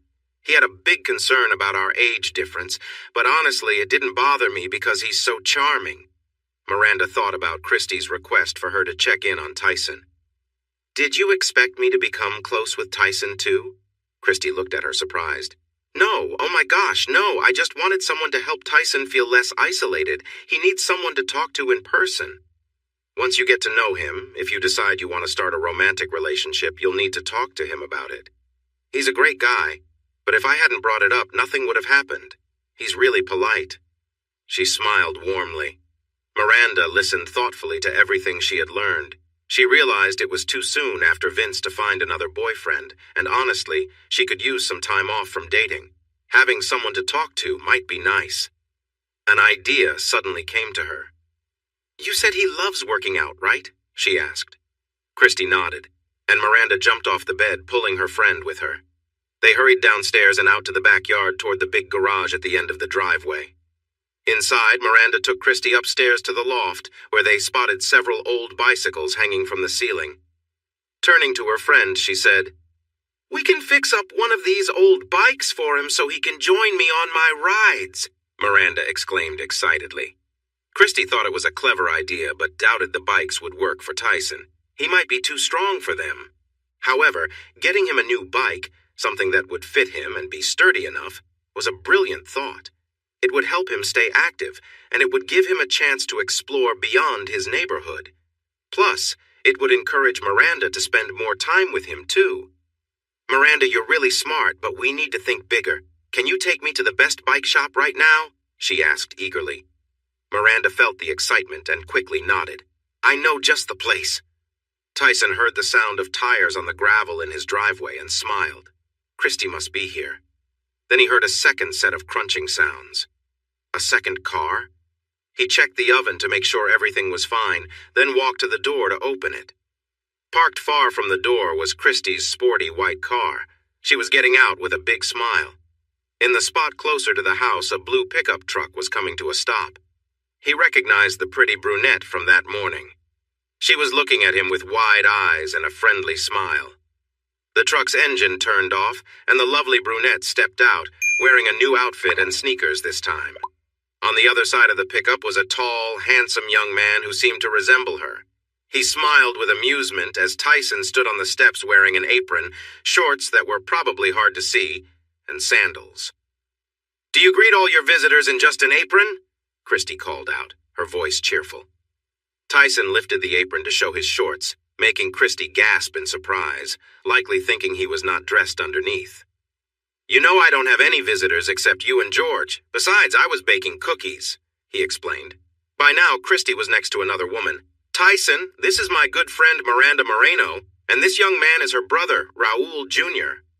Tyson quickly noticed that Raul liked being called handsome, but he was less pleased about being called young or junior. "Hello, Miranda, Raul." He received a bright smile from Miranda and a polite smile from Raul, though Raul seemed slightly amused. Maybe he didn't think men should wear aprons. "I'm very sorry I came into your backyard without asking this morning," Miranda said seriously. Tyson waved his hand casually. "Would you like a freshly baked shortbread cookie?" "Ooh, the charming man is inviting us in with treats. What could possibly go wrong?" Christie joked as she linked arms with Miranda. Tyson stepped back and held the door open for them. The women walked in and Raul paused just inside, looking annoyed. As Christie showed Miranda around, he glanced back at Tyson, who raised an eyebrow in question. "How can she call you charming when you're dressed to cook?" Raul said, sounding a bit critical. "Dressed to cook? Who told you that nonsense?" Tyson replied with a grin as he walked into the kitchen. He picked up a warm cookie from the oven and handed it to Raul. Raul took a bite and nodded, enjoying the taste as it melted in his mouth. Tyson then offered the plate of cookies to the ladies, who each took one. "Oh, this is so good," Christie exclaimed as she came closer. "Thank you for the treats." She leaned in, and Tyson felt a little shy, but his fondness for her made him kiss her back until she smiled and stepped away. Raul stared at her in surprise. "What? He's a kind guy, a great cook, keeps a tidy home, and is quite charming," Christie explained. "Those are things a woman would care about." Raul started to respond heatedly. "Seriously, where did you get the idea that certain jobs should be for only one gender? I thought I was the one with old-fashioned views. You make me feel young by comparison." Raul looked at him with curiosity. "How old are you?" 59. "What?" Raul turned to look at Christie in disbelief. "You're dating an older man?" Tyson glanced at Miranda, who was still watching him. "What does that mean?" "It means grandfather," she said softly. Tyson wanted to feel upset, but he understood what Raul was saying. He still didn't know why Christie liked him. He shrugged. "I might be old enough to be a grandfather, but I don't have kids or grandkids. That ship has sailed for me," he said with a hint of sadness. Raul continued. He turned to Christie, who watched him with a small smile. "I don't get it. I'm strong and, as you said, good-looking. What does he have that I don't?" "I can bake cookies," Tyson said with a grin. "Hey, I will show you how to make chocolate chip cookies. Everyone loves them, and if you make them, you'll earn some big points." "My friends at the gym would make fun of me," Raul replied, sounding upset. Christie exchanged a concerned glance with Miranda. "Looks like we found the source of Raul's tough attitude." "Tough? Being strong isn't bad," he shot back. "No, but when mixed with the way you treat women, it can be. You're smart and can improve," Christie said straightforwardly. Raul looked back at Tyson.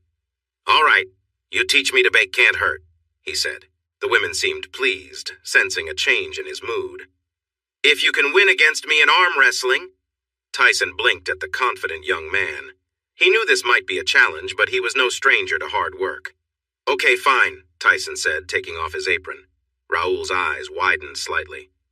"You can take off your shirt too if that makes you comfortable," Tyson suggested. Moments later, Raul was without his shirt. He wasn't as broad as Tyson, but had lean muscles. Christie nodded in approval, and Raul's smile showed his confidence. Tyson moved to the kitchen island and set his elbow down. Raoul gripped his hand, and they held onto the countertop with their other hands. Christy placed her hand on top of theirs. When I lift my hand, you start. Ready? They nodded. Go! Immediately, Tyson felt the effort in his hand, arm, and back. Raoul was very strong, but a bit too sure of himself. Looking deep into Raoul's eyes, Tyson smiled and started to push harder. The effort increased, but he kept applying pressure. The confident look in Raoul's eyes changed to surprise, and then worry. Tyson's grin widened as he held Raoul's gaze. Arm wrestling isn't just about strength. It's also about how much you can handle. How much pain have you felt in your young life, Raoul? The younger man shook his head and flinched as Tyson's grip tightened. Are you ready to be serious? Tyson asked quietly, and Raoul tried to hide his surprise as his arm was pushed back. When he was bent at an awkward angle, he yelped and jumped away, releasing Tyson's hand. Raoul shook his hand to get the blood flowing again. Wow, for an older guy, you're really strong, he exclaimed. Raoul, Miranda scolded, but Tyson just laughed. Christy smiled at the teacher. How many arm wrestling matches have you won? Tyson smiled shyly as he massaged his arm. That was the first time I've ever done that, maybe the last. This kid puts up a fight. Raoul looked at him in surprise, feeling proud. Don't tell him that. He'll get a big head, Miranda said with a sigh. Tyson shook his head, still grinning at Raoul. Come on, let's get started on the cookies. Put your shirt back on. He tied on his apron again. Raoul put his shirt back on and frowned. It's hard to take you seriously in that. I'll admit it looked better on my wife, but if you've ever tried to cook bacon without a shirt, you'd understand. He looked at Raoul seriously. Never try it without clothes. That got a laugh from the others. Besides, you know what it takes to wear this comfortably? The younger man didn't want to look confused, but he clearly had no idea. Confidence. People notice that. It's not the same as being boastful or arrogant. Confidence is about being at ease with yourself. Being a man is about what's inside, not just what's outside. Raoul smiled and nodded. Let's make cookies. Christy and Miranda sat at the counter watching the two men make chocolate chip cookies from scratch. Tyson guided Raoul and let him do most of the work. When the cookies came out of the oven and had cooled enough to eat, the ladies cheered for Raoul's first successful baking attempt. Raoul beamed at Tyson as he enjoyed Christy's praise. What do you do for a living? Tyson shook his head. I'm retired. But what did you do before? Raoul pressed. Tyson sighed. I was a math teacher. No way? You're a math whiz? Raoul chuckled. Christy moved over to lean against Tyson as she looked at Raoul. Certified genius-level math whiz, she said playfully. Tyson chuckled and gave her a quick kiss. You say the nicest things.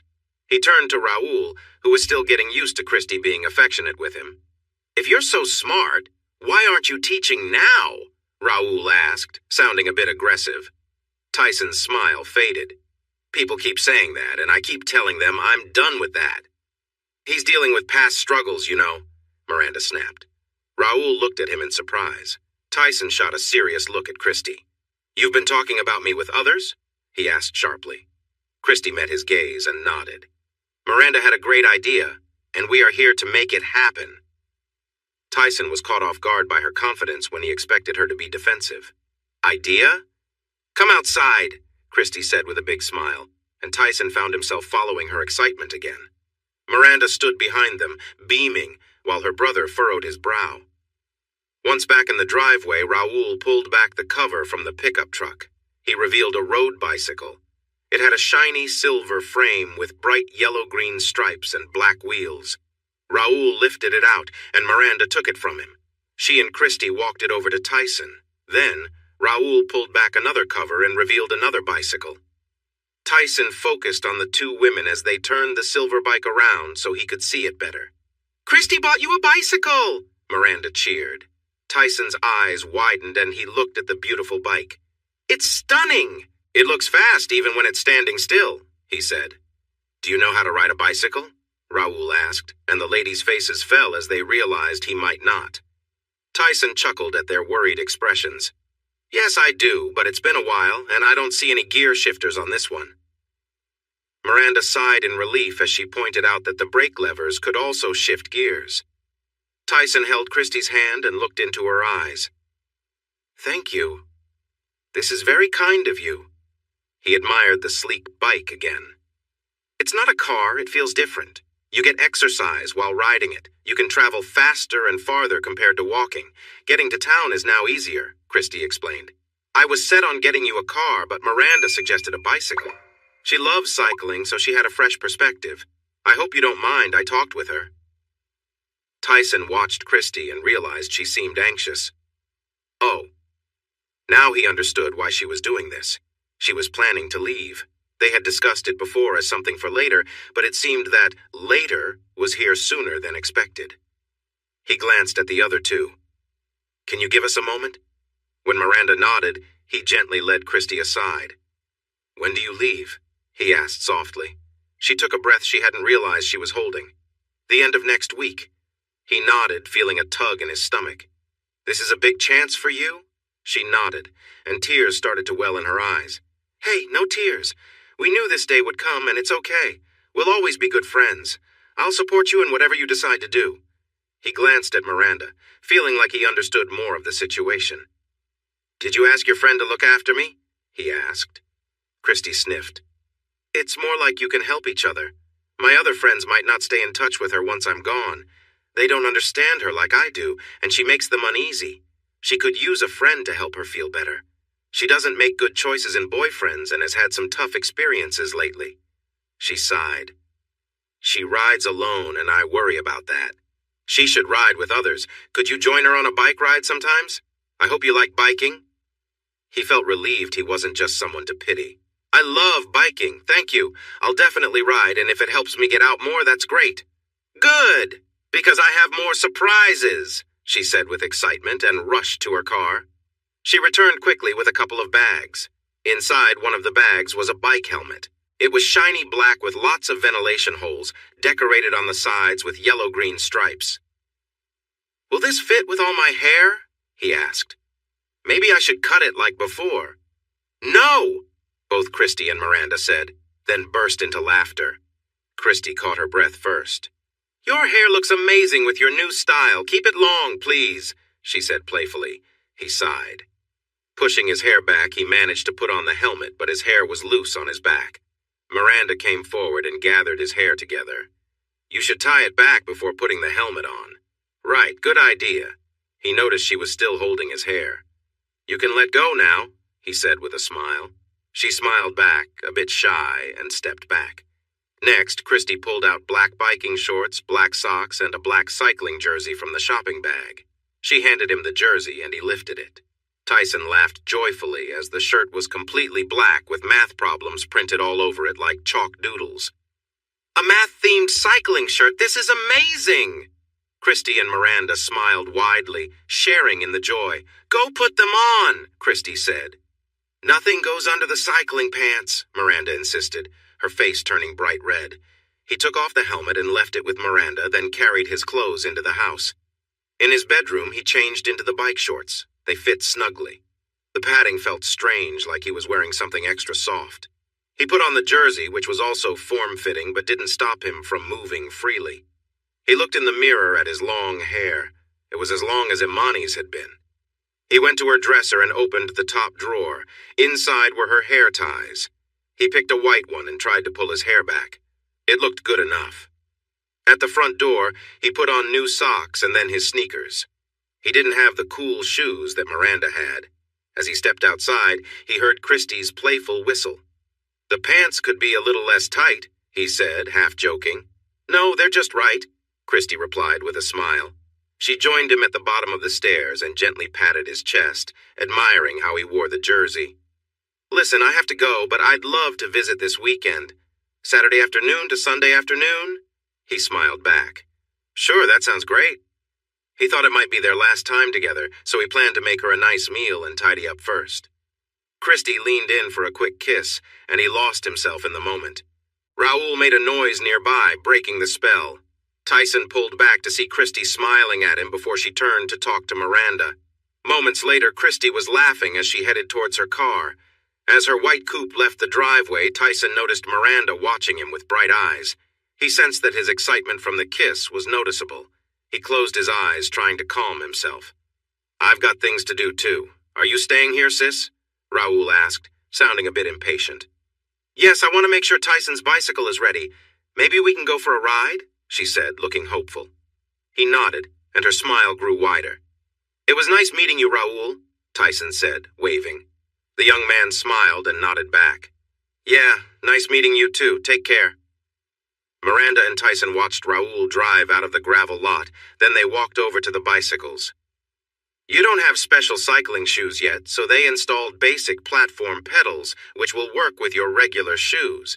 You should think about getting cycling shoes soon. They help with better power transfer." She had him sit on the saddle while he leaned against the house. She raised the seat, adjusted it slightly, and tightened everything up. "When you get the new shoes and pedals, we can adjust the positioning again. For now, this is good." She glanced at him and he nodded, feeling comfortable. "Would you like to go for a ride now?" she asked.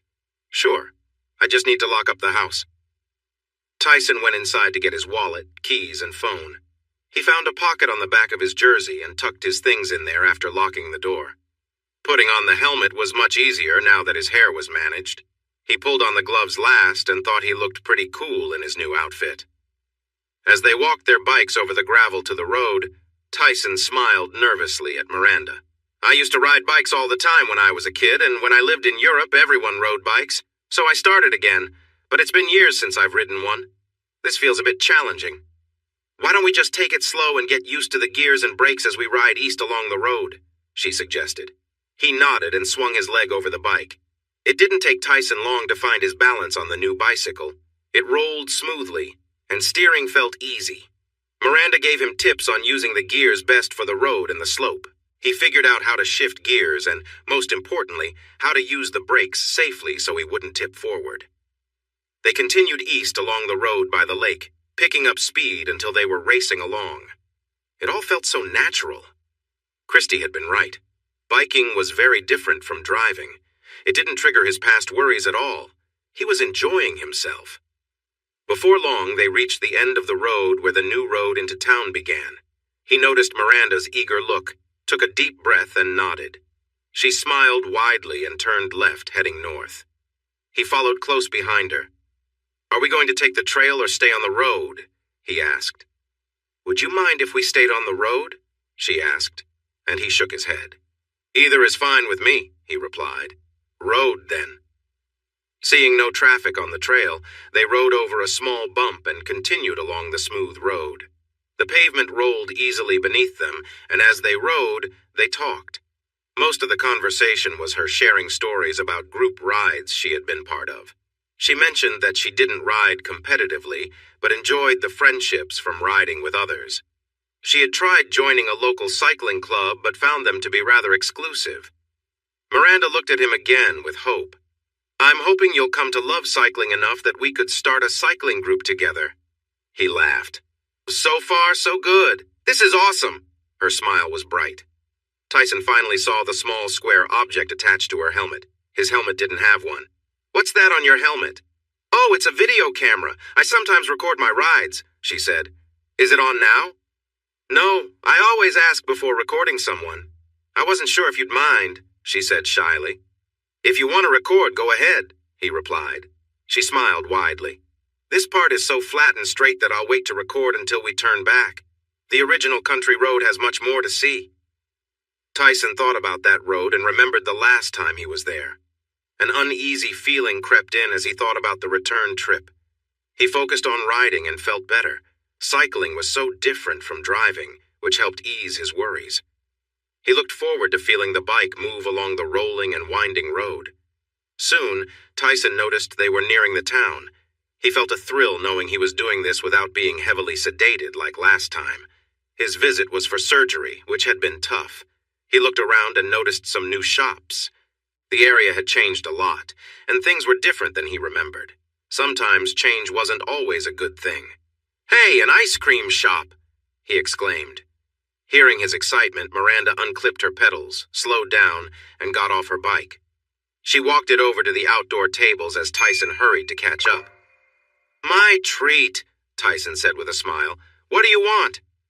"A single scoop of chocolate, thank you," she replied with a grin as she took a seat at one of the tables.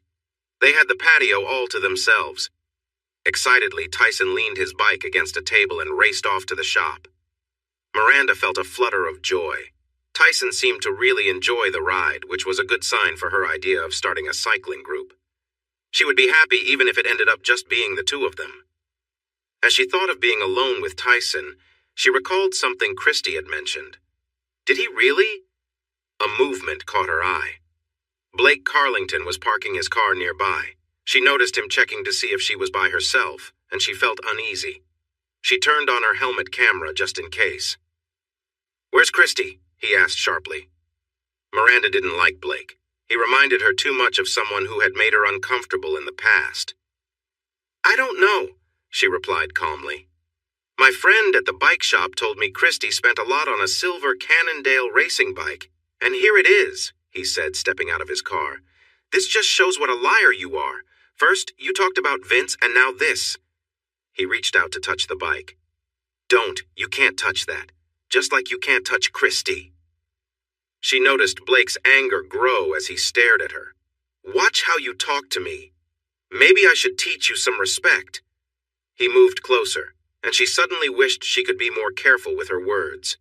"Hey, step back right now!" Tyson's deep voice broke the tense moment, and Miranda felt a wave of relief wash over her. "Mind your own business, oh!"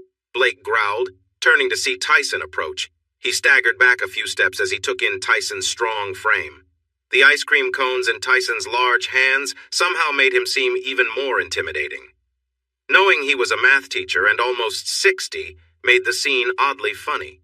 She didn't laugh but smiled widely as she took the chocolate ice cream cone from him. As Blake processed what was happening, Miranda noticed his expression change. He glanced from Tyson to the expensive bike Christy had bought for him. "Who are you?" Blake asked again. "Tyson Kane." "Christy's new partner," Miranda chimed in happily. Tyson looked at her, signaling her to stop talking. He frowned at his melting ice cream and moved his tongue around it while she watched with interest. Blake looked at Tyson with clear dislike. "She left me for you?" "No, her reasons for ending it had nothing to do with me," Tyson replied firmly. Miranda snorted. "Christy looks much happier now than she ever did with Blake." Tyson turned to her, looking a bit annoyed. "You're not being helpful." Miranda's eyes went wide with fear as Blake jumped at Tyson, who was focused on her. Tyson's hand swung out, accidentally pushing Blake with his ice cream cone, getting it all over Blake's face. Blake stepped back, struggling to see. Tyson, wary, watched him as Blake swung his fists wildly, hitting a pole instead. The sound of something breaking made Miranda and Tyson wince. Blake stopped and cried out in pain. "That looks painful. I'll call for help," Tyson said, pulling out his phone. After he ended the call, he asked Miranda to grab some napkins from the shop. When she came back outside, a police car pulled up. She gave some napkins to Blake, who was sitting down with a hurting hand, and the rest to Tyson to clean himself up. Miranda switched off her helmet camera and moved the video onto her phone. 2 police officers walked over. "Did someone call for help?" Tyson started to explain when Blake interrupted, saying, "I was attacked." Miranda jumped up, and Tyson gently put a finger to her lips before speaking to the police. He showed them his ID. "I called for help. Mr. Carlington got upset about something Miss Moreno said regarding his past relationship. He decided to react physically." "Liar! This guy hit me with his ice cream. I had to defend myself," Blake shouted, then quickly realized how silly that sounded. One officer looked at Tyson's ID and expressed surprise. "I wouldn't have recognized you. You look really different from 6 years ago." Tyson froze, taken aback. "Officer Patricks, I found you back then when you were in bad shape. Looks like you recovered pretty well," the officer said, handing back the ID. Miranda noticed Tyson was a bit stunned, but managed to nod with a tight smile. "Yes. It took some time, but yes. Thank you, Officer Patricks," Tyson replied, shaking his hand. The other officer smiled too. Miranda saw Blake's expression change as he realized he wasn't going to win this time. She felt a little pleased. "Would you like to see what really happened?" she asked the officers. Everyone turned to her. She pointed to her helmet camera. "I recorded it." Blake looked a bit pale. Miranda smiled at the officers. "The video starts when Blake arrived at the curb." She glanced at Blake, who was squinting at her. Yes, I recorded all your hurtful comments, and I'm going to the police tomorrow to report the threats you made against me." She loved seeing the worried look on his face. What a nice day. Tyson noticed how pleased Miranda looked. She really didn't like Blake. "Are you going to make a report, Mr. Kane?" Officer Patrick asked, bringing him back to the moment. He didn't have the energy to go through with it. "No. I thought the ice cream in his face would be enough to cool him down. His hitting the light post is justice enough for me. I hope he learned something from this," Tyson replied with a sigh. He saw Miranda give Officer Patrick's partner the memory card from the camera, and in return, she inserted a spare card into the camera. After saying goodbye, Tyson watched as the police led Blake to the ambulance that had just arrived. He went into the ice cream shop to wash his hands. When he returned, he looked at Miranda. "Are you ready to keep going?" She nodded, looking happy. The ride through downtown opened Tyson's eyes. Everything seemed new. The streetlights were bright and the roads were freshly paved. Many buildings looked nice again. The area had changed for the better. Since this was the area that would have been harmed if the two students had succeeded in their plans, he wondered why the town council had decided to improve and refresh the old business district. Perhaps the media attention made them act. The funds likely could have gone into their pockets instead, so this outcome felt even better. He was glad to see life returning here, with young people and university students enjoying the unique shops and trendy coffee houses. As they got closer to the university, Tyson realized that the distance from his home to these buildings wasn't long or hard to travel. A thought crossed his mind about visiting George. He slowed down, and Miranda raised her eyebrow in curiosity. "Do you think it's okay if I just stop by to say hello to George?" he asked. She smiled brightly. "That sounds like a great idea. Which building?" 6 years ago, the math department was in the Clement Hall building," he answered, unsure. "It's still there." She rode across the campus and stopped at the bench outside the building. Miranda gestured for him to lay his bike down on the grass beside hers. "I'll keep an eye on the bikes. Take all the time you need," she said, pulling her phone from her pocket. He placed his helmet on the bike and walked up the steps to the double doors of the building. At the top, he paused and looked at himself. Dressed in cycling gear wasn't the best way to enter his old workplace. He took a deep breath and sighed. He was retired and didn't have to impress anyone anymore. He opened the door and stepped inside. The administrative offices were just off to the right. George's office was behind those, but Tyson wasn't part of the staff anymore, so he decided to ask the office staff if George was available. He walked up to the counter and noticed 2 young women looking at him. "We don't take courier deliveries here," one of them said. Tyson chuckled lightly. "I'm not a courier. I'm looking for George Haley. I'm an old friend. Is he in?" Just then, he heard another door open behind him, but focused on the young woman at the counter, who was eyeing him with curiosity. "I need a name," she said firmly. "Tyson Kane." Over to his right, he heard a squeak, and some books fell with a thud. He turned to see an older woman staring at him in surprise. She was quite short, wearing sensible shoes and a simple tan blouse under a brown sweater with a brown skirt. Still slim and gray-haired, she had striking green eyes. Suddenly, he remembered her name, Gail Sampson. She had been George's personal secretary for years. "Tyson," she said, her voice shaky. He smiled. "Hello, Gail." "Oh my gosh! Tyson!" she exclaimed as she rushed over to hug him. Startled, he looked down at her before wrapping his arms around her, too. He noticed the 2 young women at the desk watching them, looking surprised. Gail pulled back to smile up at him. "You found a way to come back to the university?" He glanced at the 2 women listening in, then smiled down at Gail. "Yes, well, it wasn't just me. A student named Miranda Moreno suggested I try biking instead of driving. It worked. Here I am." He looked around. "I'm still amazed that I'm here." "You have to see George," Gail said eagerly. He nodded. "Is he in his office? I would like to say hello." "No, he's in a class. Come with me," she insisted. Tyson hesitated. "I don't want to disturb him or his class." Gail's green eyes met his as she pushed the office door open. "George would never forgive me if I didn't take you to see him right away." She led him up the stairs at the end of the hall to the 3rd floor. The door for the 3rd classroom on the right was closed, and Tyson tried to stop Gail, but she just made a small sound of determination. She knocked lightly on the door twice and then opened it. George Haley stood at the front of the class, his face showing signs of frustration. His wild white hair looked as if he'd been pulling at it. He turned his head toward the door and froze when he recognized who was there, dropping his math book to the floor with a loud thud. Gale gently urged Tyson forward, and he stepped into the room, feeling the gaze of the 18 students shift toward him. "You're here!" George exclaimed, a mix of surprise and joy in his voice. "How?" George gasped. "A student named Miranda Moreno suggested that if I couldn't travel by car, maybe I could try using a bicycle." He gestured around the classroom.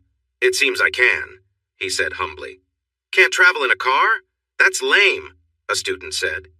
"Mr. Phillips, you're close to failing my class. You need to apologize for your lack of empathy or leave my classroom," George said, his gaze piercing into the surprised young man. "George, it's okay. Being young and a bit foolish isn't a crime, and it's not the end of the world. There's always hope," Tyson said as he moved closer to his friend. "Apologize," George said in a low voice. "I'm sorry," Mr. Phillips replied quickly. Tyson noticed that his friend seemed to be calming down. "I'm sorry. I didn't come here to disrupt your class. I made it into town today, and I thought I would visit since you came to see me so often," Tyson explained. "That's wonderful, and I thank you for sharing this moment with me." He stepped forward and took Tyson's hands. "Mr. Haley, can you introduce us to your friend?" said a young woman with a pixie haircut seated in the front row. Tyson felt her curious gaze on him. George let go of Tyson's hands and smiled at the woman under his thick mustache. "Of course, Miss DeWitt." He placed a hand on Tyson's back and turned him toward the students. "This is my good friend, Tyson Kane." Some students looked surprised. They seemed to remember events from 6 years ago. Miss DeWitt appeared to be among them. "The same Tyson Kane who—" "Yes, but more importantly, he's Tyson Kane, the math genius." Tyson smiled at his friend's enthusiasm but shook his head modestly. Noticing the uncertainty on the faces of the students, George glanced at the clock. "Okay, class, there are 20 minutes left. How many of you are still confused about this chapter?" All hands went up and the professor frowned, looking at Tyson for help. "I've messed up. Can you assist them?" Tyson leaned back slightly, surveying the curious faces. He didn't realize he was moving to the front of the class until George handed him the textbook he had dropped earlier. He looked at the page and saw what they were studying. To understand their struggles, he began asking the students one by one where they were having trouble. After gathering enough information, he asked everyone to stand, stretch their arms out in front of them, and shake their hands while making silly sounds to clear their minds. He showed them the gesture, and after the initial laughter, he got 16 out of 18 students to join in. Mr. Phillips and the boy beside him didn't participate, so he turned to them. "Mr. Phillips and—" he asked, looking at the embarrassed man. "Mr. Kent," the young man quietly replied. Tyson nodded. "Mr. Phillips and Mr. Kent, you need to clear your mind. It doesn't matter how you do it, just make it different from what you've done before. How about this?" He suddenly struck a playful pose, making a funny face. The class burst into laughter. Mr. Kent joined in and copied him perfectly, so Tyson clapped. Mr. Phillips made a half-hearted attempt, and Tyson just gave him a nod. "Awesome. Now that we're all feeling fresh, let me share a little story," Tyson said cheerfully. 12 minutes later, the students were leaving the room, chatting happily, and Tyson leaned back on the desk, feeling a warmth inside that he thought he had lost. Miss DeWitt stopped in front of him. "Thank you for coming today. We all feel better now that we understand. If you'd like to visit more often, we would love that. I would love to see you." She gave him a friendly smile as she joined the others outside. George had a big smile on his face, and Gale leaned against the wall by the door, grinning too. Tyson shook off the friendly vibe. "Thank you for letting me help out a bit. That was enjoyable?" George shook his head. "Enjoyable? Did you see how upset I was when you showed up? This material isn't fun unless you really care about it. You made it sound like a great story. For me, it's hard work. No one seems to listen to me, but you had every student hanging on your words. Not Mr. Phillips." George sighed. Right, not him. He came in with a chip on his shoulder. Tyson nodded. "You can't help them if they don't want it." He looked at George and Gale. "I missed you two." Gale stepped closer. We missed you too. The students missed you as well. They've been listening to George for too long. They need you back. Tyson looked surprised. Just helped George this one time. I'm retired. You did me a great favor and I really appreciate it, George said, giving him a friendly pat on the arm. But you can't deny that you felt the connection, the joy of reaching their minds, and the reward of helping them learn. You are a teacher. Math is your passion. Teaching comes naturally to you. The students left your lesson more excited than they ever have from mine. I love physics, but I'm stuck teaching math classes. They could be yours again, and everyone would benefit. George paused when he saw Tyson was about to argue, so he raised his hands to stop him. We are really excited about the new freedom and mobility you have. Take some time to think about it, and remember, you're always welcome to visit. I think Miss DeWitt mentioned that other things would be great too. George Haley, Gail scolded. I'm just saying, George replied with a grin and a shrug. Tyson hugged George and then gave Gail a hug, which she accepted with a big smile. I should head out now. I left Miranda waiting outside with the bikes. Oh, we should go with you so we can thank her personally, George said excitedly, and Gail agreed with a nod. Tyson led his friends downstairs and out the front doors to where Miranda stood waiting. Gail moved forward and gave the surprised girl a hug, followed closely by George. Thank you so much for helping Tyson get out of his isolation, George said warmly. Oh, it wasn't anything special, and I had my reasons too. I was hoping he'd enjoy cycling enough to join me, she admitted. Gail patted her hand. It was your idea to find a different way for him to get to town. None of us thought of that, and George has been visiting him for years. She gave George a teasing look, and he just shrugged. George watched as Tyson put on his helmet and looked at the bicycle. His eyebrows raised. That's a beautiful bike. How much does something like this cost? Tyson blinked and looked at Miranda, who seemed a bit uncomfortable. How much did Christy spend on the bicycle? He asked. She looked up at him. 6,000, she said quietly. What? Tyson gasped. Miranda bit her lip and glanced at him nervously. Tyson frowned. I need to talk to her about this. George placed a hand on Tyson's arm. The price is small compared to the value of your freedom. Tyson looked at his friend for a moment and then nodded slowly. We should go. It was great to see you both again. I'll come back for more visits. Remember what we said too, Gail mentioned, and he nodded to her. They got back on their bicycles and waved goodbye to George and Gail as they rode away from the campus. The new signs led them to the western edge of town, where a winding country lane began. The entrance was blocked for cars, but they rode between the metal posts. They picked up speed, and Tyson began to smile again as the bike glided over the rolling hills and curved corners smoothly. He had to admit it was a well-made bike. Still, he thought 6,000 was too much for Christy to spend on it. He decided he would insist on paying for some or most of it. Sometimes generosity could go too far. On a straight path, he glanced over at Miranda, who was watching him. Are you upset with us? She asked. No, you both had good intentions. I'm sure I could have enjoyed riding a bicycle that cost less than $1,000 just as much as I enjoy this amazing bike. He sighed, truly appreciating the ride. So, does this mean you'll keep going on rides with me? Miranda asked. He smiled as he noticed the road rising ahead. Yes, I would love to go on more rides with you. This is fantastic. Miranda squealed with joy and sped ahead, giggling. He pushed himself off the seat to catch up. He felt like a kid again, and that was a great feeling. Devin Wilson walked through the hospital's emergency room feeling down. Not long ago, he brightened up any room he entered, and the nurses looked forward to seeing him. Now they seemed to avoid him. He couldn't blame them. He knew he was short-tempered these days. 2 police officers waited with a young man who looked confident. Devin didn't entirely relate, but he understood what it was like to grow up in a wealthy family. His parents had money, and he never struggled. He attended the best private schools and went to a top medical college. He was a member of prestigious sports clubs and interacted with rich and influential people. His marriage to Cecily had been more about politics than love, and it ended poorly. After their divorce, he promised himself he would stay away from marriage. Still, for one special woman, he would have happily reconsidered. But that was not meant to be. With a sigh, He picked up the patient's chart and approached them. A quick glance at the clipboard and the way the young man held his right hand told him everything he needed to know. He had likely been sent for X-rays when he first arrived. He would check the results on the terminal after speaking to the patient. The three men turned to him as he arrived. "Hello, Mr. Carlington. I see you've hurt your right hand. How did that happen?" "I punched something hard," was the short answer. "Something or someone? The police are here, which usually means another person is involved," Devin replied. "I was trying to hit someone to defend myself, and I hit a light post instead," Blake murmured. Devin looked at the officers. "Was the other person hurt at all?" "No, Mr. Kane managed to dodge the punch.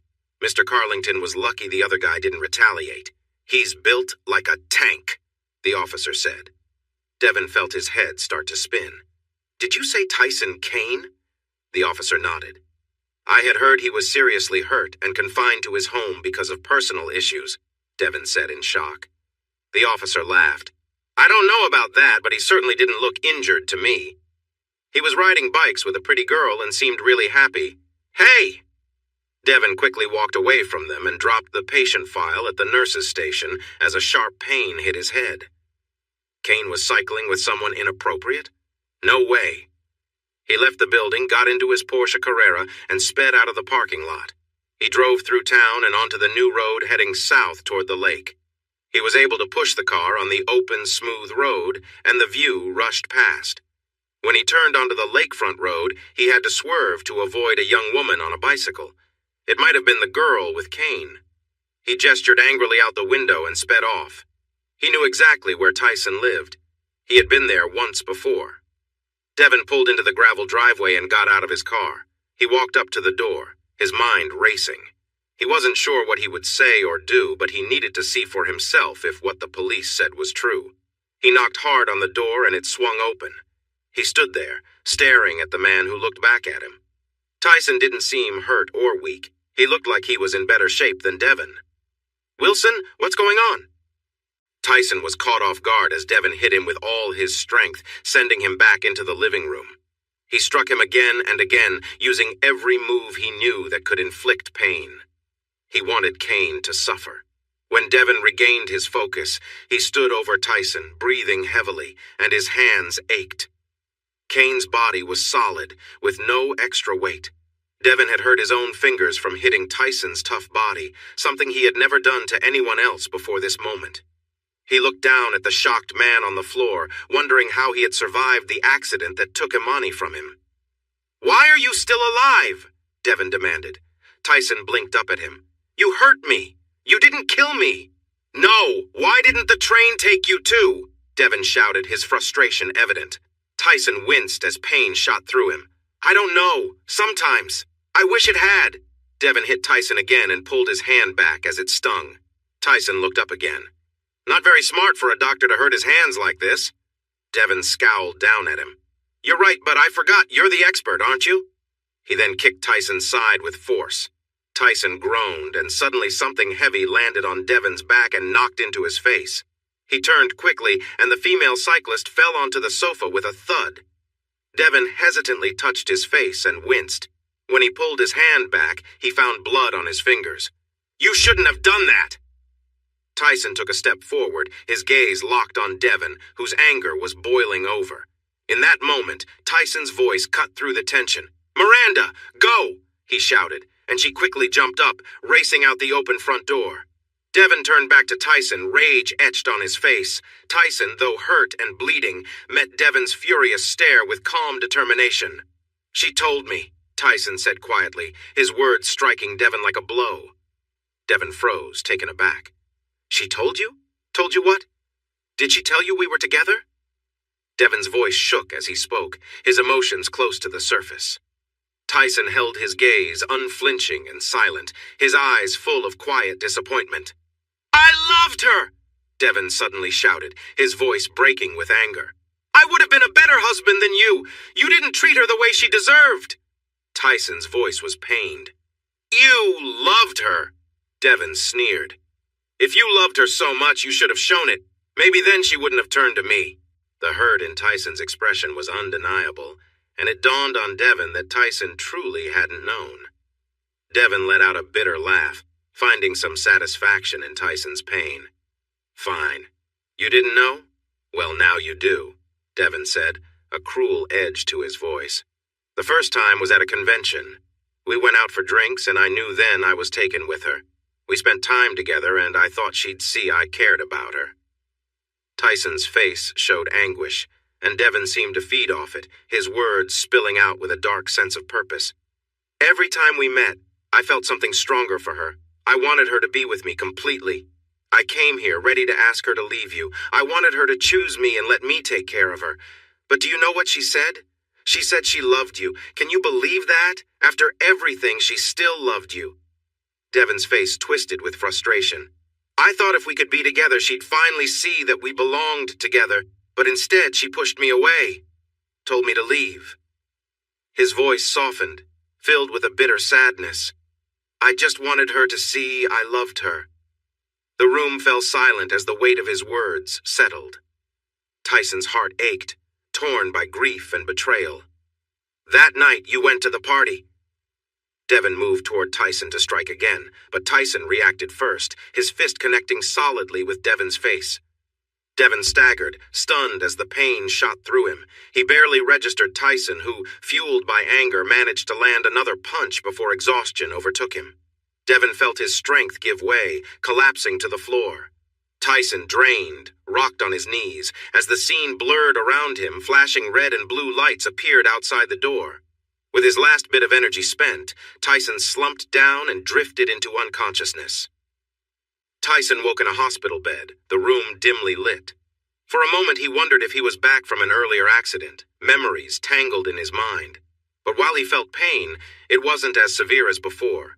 The real ache was in his heart, a deep wound left by Devon's bitter revelations. Each breath felt like it cut deeper. "I'm so sorry," a soft voice whispered. Tyson's eyes opened, feeling the weight of past grief and pain. He closed his eyes again, trying to shut it all out. "Please, just leave," he murmured. "I can't." "Why?" His voice trembled with frustration and sorrow. He needed answers he knew he'd never get. At that moment, a nurse entered the room, her face kind but concerned. "Mr. Kane, are you awake?" Tyson realized his face was wet with tears. He reached clumsily for a tissue, but the nurse handed him one with a gentle smile. After he wiped his face, he managed a weak smile back. "Thank you. Sorry about the yelling." She nodded understandingly. "It's all right. You've had a tough day." Tyson gave a small, weary chuckle. "It wasn't all bad. I got back on my bike. I saw friends at the university, but yeah, the ending wasn't great." He shifted on the bed, grimacing. "I didn't break anything, did I?" The nurse shook her head. "No, just some bruises. They're keeping you here for observation since you were unconscious when you arrived." She hesitated before adding, "Dr. Wilson, though, has a few broken bones in his hands, a fractured eye socket, and his nose will need some serious work. He'll be feeling this for a while." Tyson's expression darkened. "Wilson hurt my wife," he said, his voice low and strained. The nurse's eyes widened in shock, absorbing the weight of his words. "How do you know?" His face was serious. He was bragging. He didn't realize that didn't make her care for him. Tyson felt a soft tissue on his cheek. Was he crying again? He reached up to dry his eyes, but the tears kept coming, and he couldn't stop them. The nurse stayed with him until he fell asleep again. The next morning, Tyson was in a wheelchair at the hospital's exit, arguing with the staff, who said he needed a ride home. He insisted he couldn't do that. He was getting more upset until Miranda came up beside him. He looked at her and felt relieved. "It's okay, we have him now," she told the office worker, pointing outside. Raoul was visible in his pickup truck. The clerk nodded and walked away. Tyson looked at Miranda with worry. "I can't." She patted his shoulder. "I understand. How much pain are you in?" He blinked at her. "I'm sore, but I can walk." "If you can walk, you can ride your bike," she said and led him outside. Raoul was taking Tyson's bike out of the back of the truck. Tyson smiled at Miranda thankfully, and she returned a bright smile. Then he was confused. "How did you get my bike from my house?" "After the ambulances took you and Wilson away, I used your keys from the counter to lock up your house. Raoul picked me up and brought me to the hospital, but they wouldn't let me see you. This morning, I called to find out when you'd be leaving. We got your bike, helmet, and gloves from your place and locked up again." Miranda took his hand. "When he drove past me on the road, he almost hit me and looked really angry. I felt uneasy, so I rode back and saw him standing over you. I didn't think before I tried to help you. He pushed me off and was going to hurt me too when you stopped him. When you told me to run, I only went as far as the driveway to call the police. He didn't follow, so I came back to your door and listened for the police. I gave them a statement after you were taken away and told them everything I heard." Tyson looked into her eyes. "The police know he hurt her?" Miranda nodded, and after a moment Tyson made a stiff nod. He put on his gloves and helmet as Raoul got Miranda's bike from the truck too.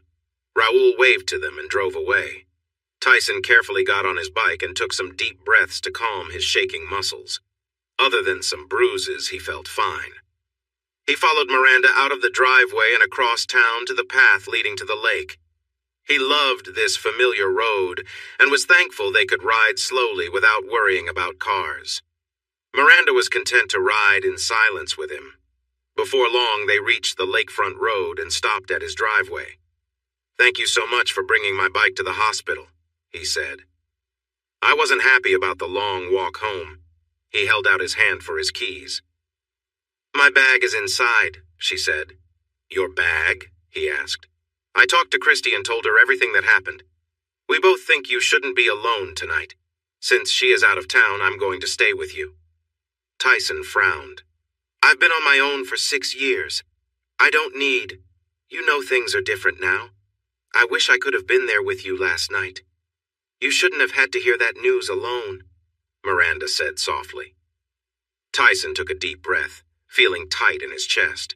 She noticed and placed her hand on his arm as she walked her bike to the front door. Taking out the keys, she let herself inside. She leaned her bike against the wall as Tyson did the same. "You don't have a garage? Is this where you'll keep your bike?" she asked. Still a bit irritated by Christy and Miranda, Tyson just nodded. "For now." He walked to his bedroom and grabbed a pair of shorts and a t-shirt. He then went into the bathroom and closed the door. He wanted to wash off the hospital smell. The water felt sharp against his bruises and he winced. But he pushed through and cleaned his hair and body. When he turned off the water and stepped out, his muscles were shaking. He leaned against the counter, trying to catch his breath. After everything from the night before and his rough ride home, his body was exhausted. He tried to put on his shorts but dropped them instead. "Oh no!" The bathroom door opened and Miranda looked in with concern. "Haven't you ever heard of knocking?" he said, his voice shaky. "You were groaning through your shower and I can see you might fall over. Come on, you've had enough for today. Plus, I've seen you without clothes," she said firmly. She moved closer, wrapped her arm around his back, and helped him put his arm over her shoulder. Miranda guided him out of the bathroom and to his bed. "You look so tired. You need to rest." Tyson wanted to argue, but realized she was right. "Do you want something for the pain?" she asked, as she pulled down the sheets. "No, I'm tired of feeling out of it," he mumbled as fatigue took over.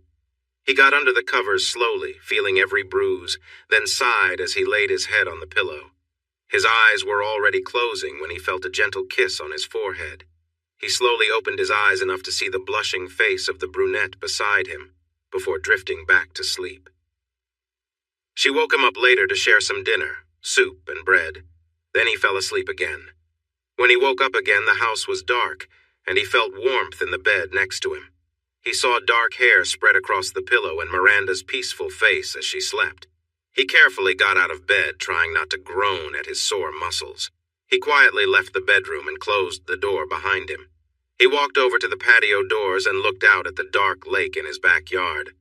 The moon provided just enough light to see where his property ended and the water began. "The lake doesn't want you." He sighed, knowing this thought would bring back memories of her. He had questions but knew he would only hear answers he already knew. Still, he felt the need to express them. Glancing to his right, he saw Imani standing beside him in her nightwear. She looked beautiful, yet sad. He turned his gaze back to the lake, not wanting to see her sorrow because he was the one hurting. "It seems you didn't need me either," he said softly. I always needed you, Imani replied gently. But I wasn't enough. I was greedy. Tyson raised his eyebrows in surprise at her response. Thinking back to Imani's behavior at the hospital parties, he realized she enjoyed the attention from the men she worked with, which made him think she could be seen as greedy.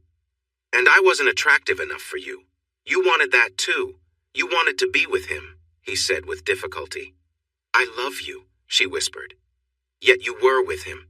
Something you never wanted to do with me, he said sharply. An idea struck him. Is that why you didn't do it with me? Yes, she admitted quietly, her shame clear in her voice. He shook his head in disbelief. He couldn't be sure if she felt ashamed or just regretted getting caught since she had never confessed to anything herself. He recalled her words from that night in the car, filled with anger as she accused him of being unfaithful. Hypocrite, he snapped. I'm sorry. I was afraid. Once again he was caught off guard. Afraid? Where did that come from? That's nonsense. He refused to let his mind create false stories. You were so focused on your work that I felt left out. I couldn't be a part of that part of your life. He knew she had felt a bit intimidated by his job, but he had told her he didn't expect her to pretend to be interested in math just for him. They each had their own strengths. Tyson remembered their marriage and thought about his own behavior. Had he been neglectful? He recalled the stolen kisses and hugs in the morning as she hurried to get ready, the laughter, and how she would push him away sometimes. He hadn't done that every morning, and maybe it happened less in the last year of their marriage. But she had never mentioned feeling neglected or unhappy. He shook his head. This didn't explain her choices. He felt like he was just grasping at straws. That's not an excuse for what you did, he stated firmly. I know, she sighed, sounding very sorry. He rubbed his eyes, trying to clear his mind. It wasn't right to think about her feelings in a way that wasn't real. He wouldn't deceive himself. I want you to leave, he said, looking over at Imani, but Miranda was there instead. Oh, he exclaimed. Can I wait until morning? She asked quietly. Morning? Oh, I wasn't talking to you. You can stay, he quickly added.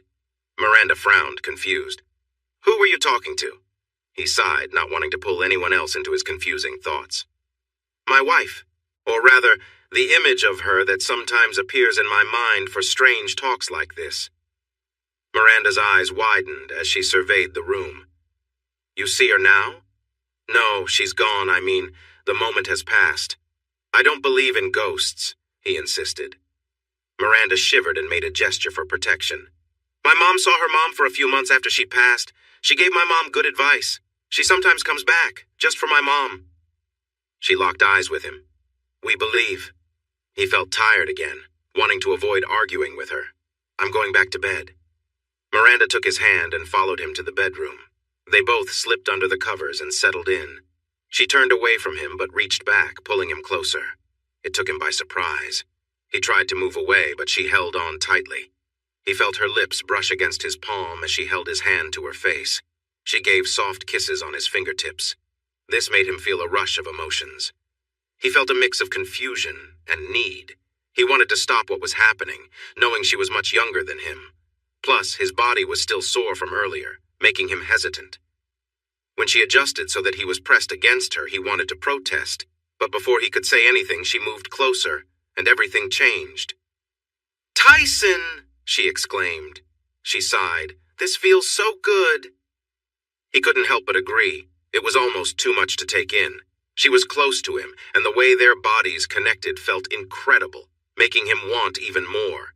In a quick motion, he turned her onto her stomach. From this position above her, he could feel a different kind of connection that was equally exciting. Yes! Harder! She exclaimed, and he pushed himself to give her what she wanted. Even though his muscles were tired, his need for her was too strong. The room was filled with the sounds of their movements. I'm coming, she said with a thrill in her voice.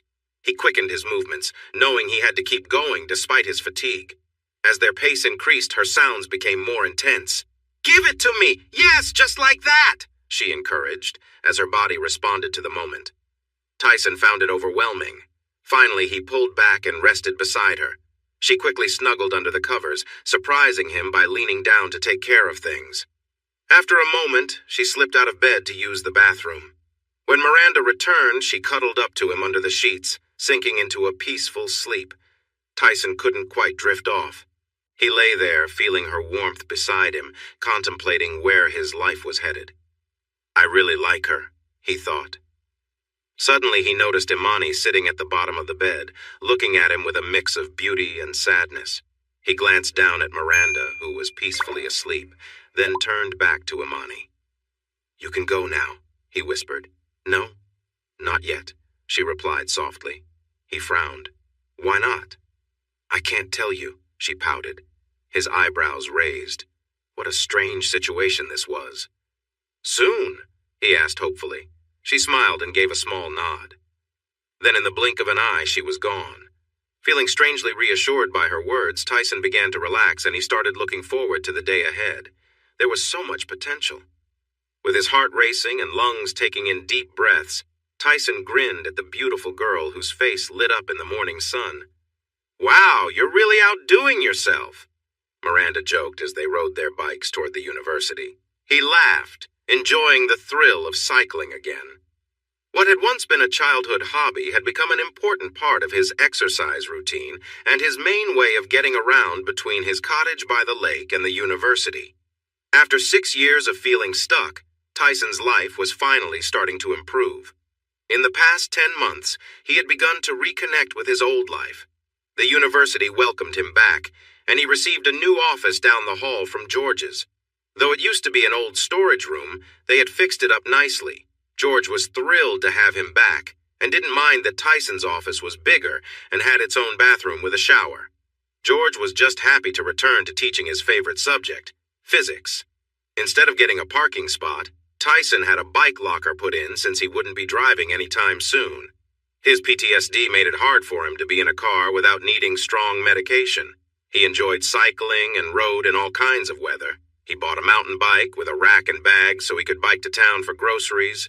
This not only made him healthier, but also helped him feel more independent. Plus, it saved him from paying delivery fees. His racing bike was his main way of commuting, and every day, Miranda met him outside his cottage to race him to campus.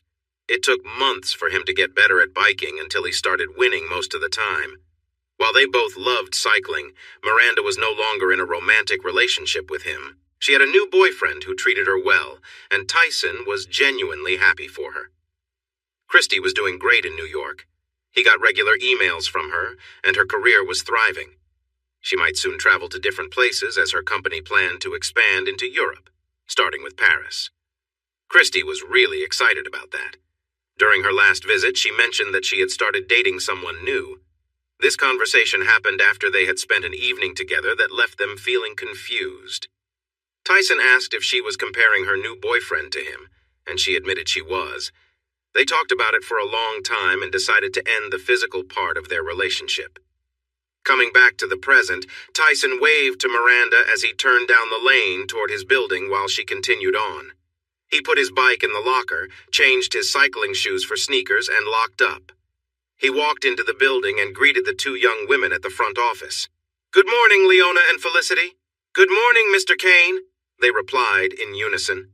He paused for a moment, raising an eyebrow as they giggled. "Good morning, Tyson," they greeted following his earlier request. He smiled slightly and walked down the hall to his office. He peeked into George's office. "Good morning, Gail. Is George still in bed?" he asked playfully. "And how would I know that?" she replied with a serious look. Tyson grinned, knowing that while Gail had worked with George for many years, they always kept things professional. Gail was a private person, and he didn't think she had a romantic partner. She seemed content without one. Tyson didn't quite understand asexuality, but he respected her choices. It was still fun to joke around with his friends. "You manage so much for him. I figured you went to his place each morning to make sure he got up. The man really relies on you." "I'll admit that might be true, but I keep my help to the university," she replied with a tired sigh. "Helpless?" a voice grumbled from behind Tyson. He turned to see George standing there in a wrinkled suit and looking tired. Tyson raised his eyebrows. "What happened to you?" "Step aside and let me through, and I might tell you," George said, trying not to show annoyance at Tyson's fit physique. He wished he didn't feel so uncomfortable about his own appearance. Tyson moved aside and George walked in, putting his briefcase on a chair. Yawning, George said, "I was in a video meeting with Yuri from Russia and Gustav from Sweden. They had some interesting questions to discuss. We were up all night." "Not very responsible of you," Gail said, shaking her head. He rubbed his face tiredly. "I know, but it was exciting." A bit of life returned to his eyes. "Get some rest. I'll cancel your first class," Gail said wearily. "See? Helpless." Tyson laughed as he walked to his office, hearing Gail chuckle and George sigh. Tyson unlocked his office door and closed it behind him. He walked over to the wardrobe he had set up in his office. It held a week's worth of clothes. He often rode his bike to the university on weekends to fill it with fresh clothes and take home the dirty ones. Inside, he had 5 dress shirts and 3 pairs of dress pants. The bottom drawer had his everyday clothes and shoes. He didn't care much about fashion, so his clothes were pretty simple. His shirts were solid colors like white, gray, black, dark blue, and burgundy. All his pants were black and made of stretchy fabric since his legs had grown to a size that didn't fit well in regular pants. Tyson took a pair of socks from the drawer and headed to the washroom. He quickly changed and stepped into the shower. He rinsed his cycling clothes, wrung them out, and hung them up on a small line he'd put in the shower to let them drip dry. There was no need to rush since his first class wasn't until 10. Still, he quickly washed himself, rinsed off, and got out of the shower. He dried off rapidly, and after putting on his underwear, he let out a sigh of relief. Lately, he had unexpected visitors during his morning showers. Twice that week and twice the week before, Leona and Felicity had taken turns surprising him. Both said they were single and showed interest in spending time with the new professor. He should have politely declined them the first time, but since they weren't in his classes and promised to keep things quiet, he let it slide. Leona liked to be adventurous and had specific requests when it came to fun. She was always enthusiastic and had a vibrant personality, embracing her femininity while wanting to enjoy some excitement. Felicity had a darker style, often wearing black clothes and looking quite different. She also showed a strong interest in being submissive and wanted him to take charge in their time together. She often wore her hair in a ponytail for that reason, wanting him to pull it during their encounters. Today, it seemed like he would have the morning to himself. He smiled to himself, unsure if he felt disappointed or relieved. After putting on some deodorant, he stepped out of the bathroom. He stopped in his tracks when he saw a stout, dark-haired woman sitting on the couch beside his closed door. She was wearing old-fashioned, black-rimmed glasses sitting on her nose, a tweed jacket over a black t-shirt, jeans with tears, and black boots. She was also holding her phone, looking at something. When she noticed him, she turned the phone towards him and touched the screen. Did you just take a picture of me?" he asked quietly, feeling uneasy. She looked just as surprised as he was, and her eyes finally met his. "Tyson? Kane?" He nodded, trying to remember if she was a faculty member or a student. Then he frowned, realizing she hadn't answered his question. "I'm Sydney Calabra from the New Yorker magazine. I had an appointment to interview Professor Kane," she said, a bit uncertain. "Yes, that's me, but I don't know anything about an interview. No one told me about it," he replied, feeling annoyed. The woman nodded and then smiled. "I must say, you look nothing like the pictures we found from the original story." He sighed. "The original story was about the train accident?" he asked tiredly. She nodded, her smile widening. Tyson wondered what that smile meant. "Who set up the story?" he asked. "It was the dean's office that called my editor. Dean McNally is a friend of my boss," she replied. Tyson frowned. This made sense now. He remembered McNally talking about getting back the costs of bringing him back and fixing the office. Tyson had thought that meant he'd be speaking at a conference, not having a direct meeting with a reporter. He turned to the cupboard and picked up a pair of pants, putting them on while keeping his back to her. "I have a class at 10. We should finish the interview part before then. You don't mind if I record it?" she said, smiling confidently. She tapped on her phone a few more times. Tyson shook his head as he reached for his white shirt, then stopped. He turned to her. "Interview part? Dean McNally suggested I watch you in the classroom because he thinks your teaching style is different but very effective. I'm excited to see you teach," she explained.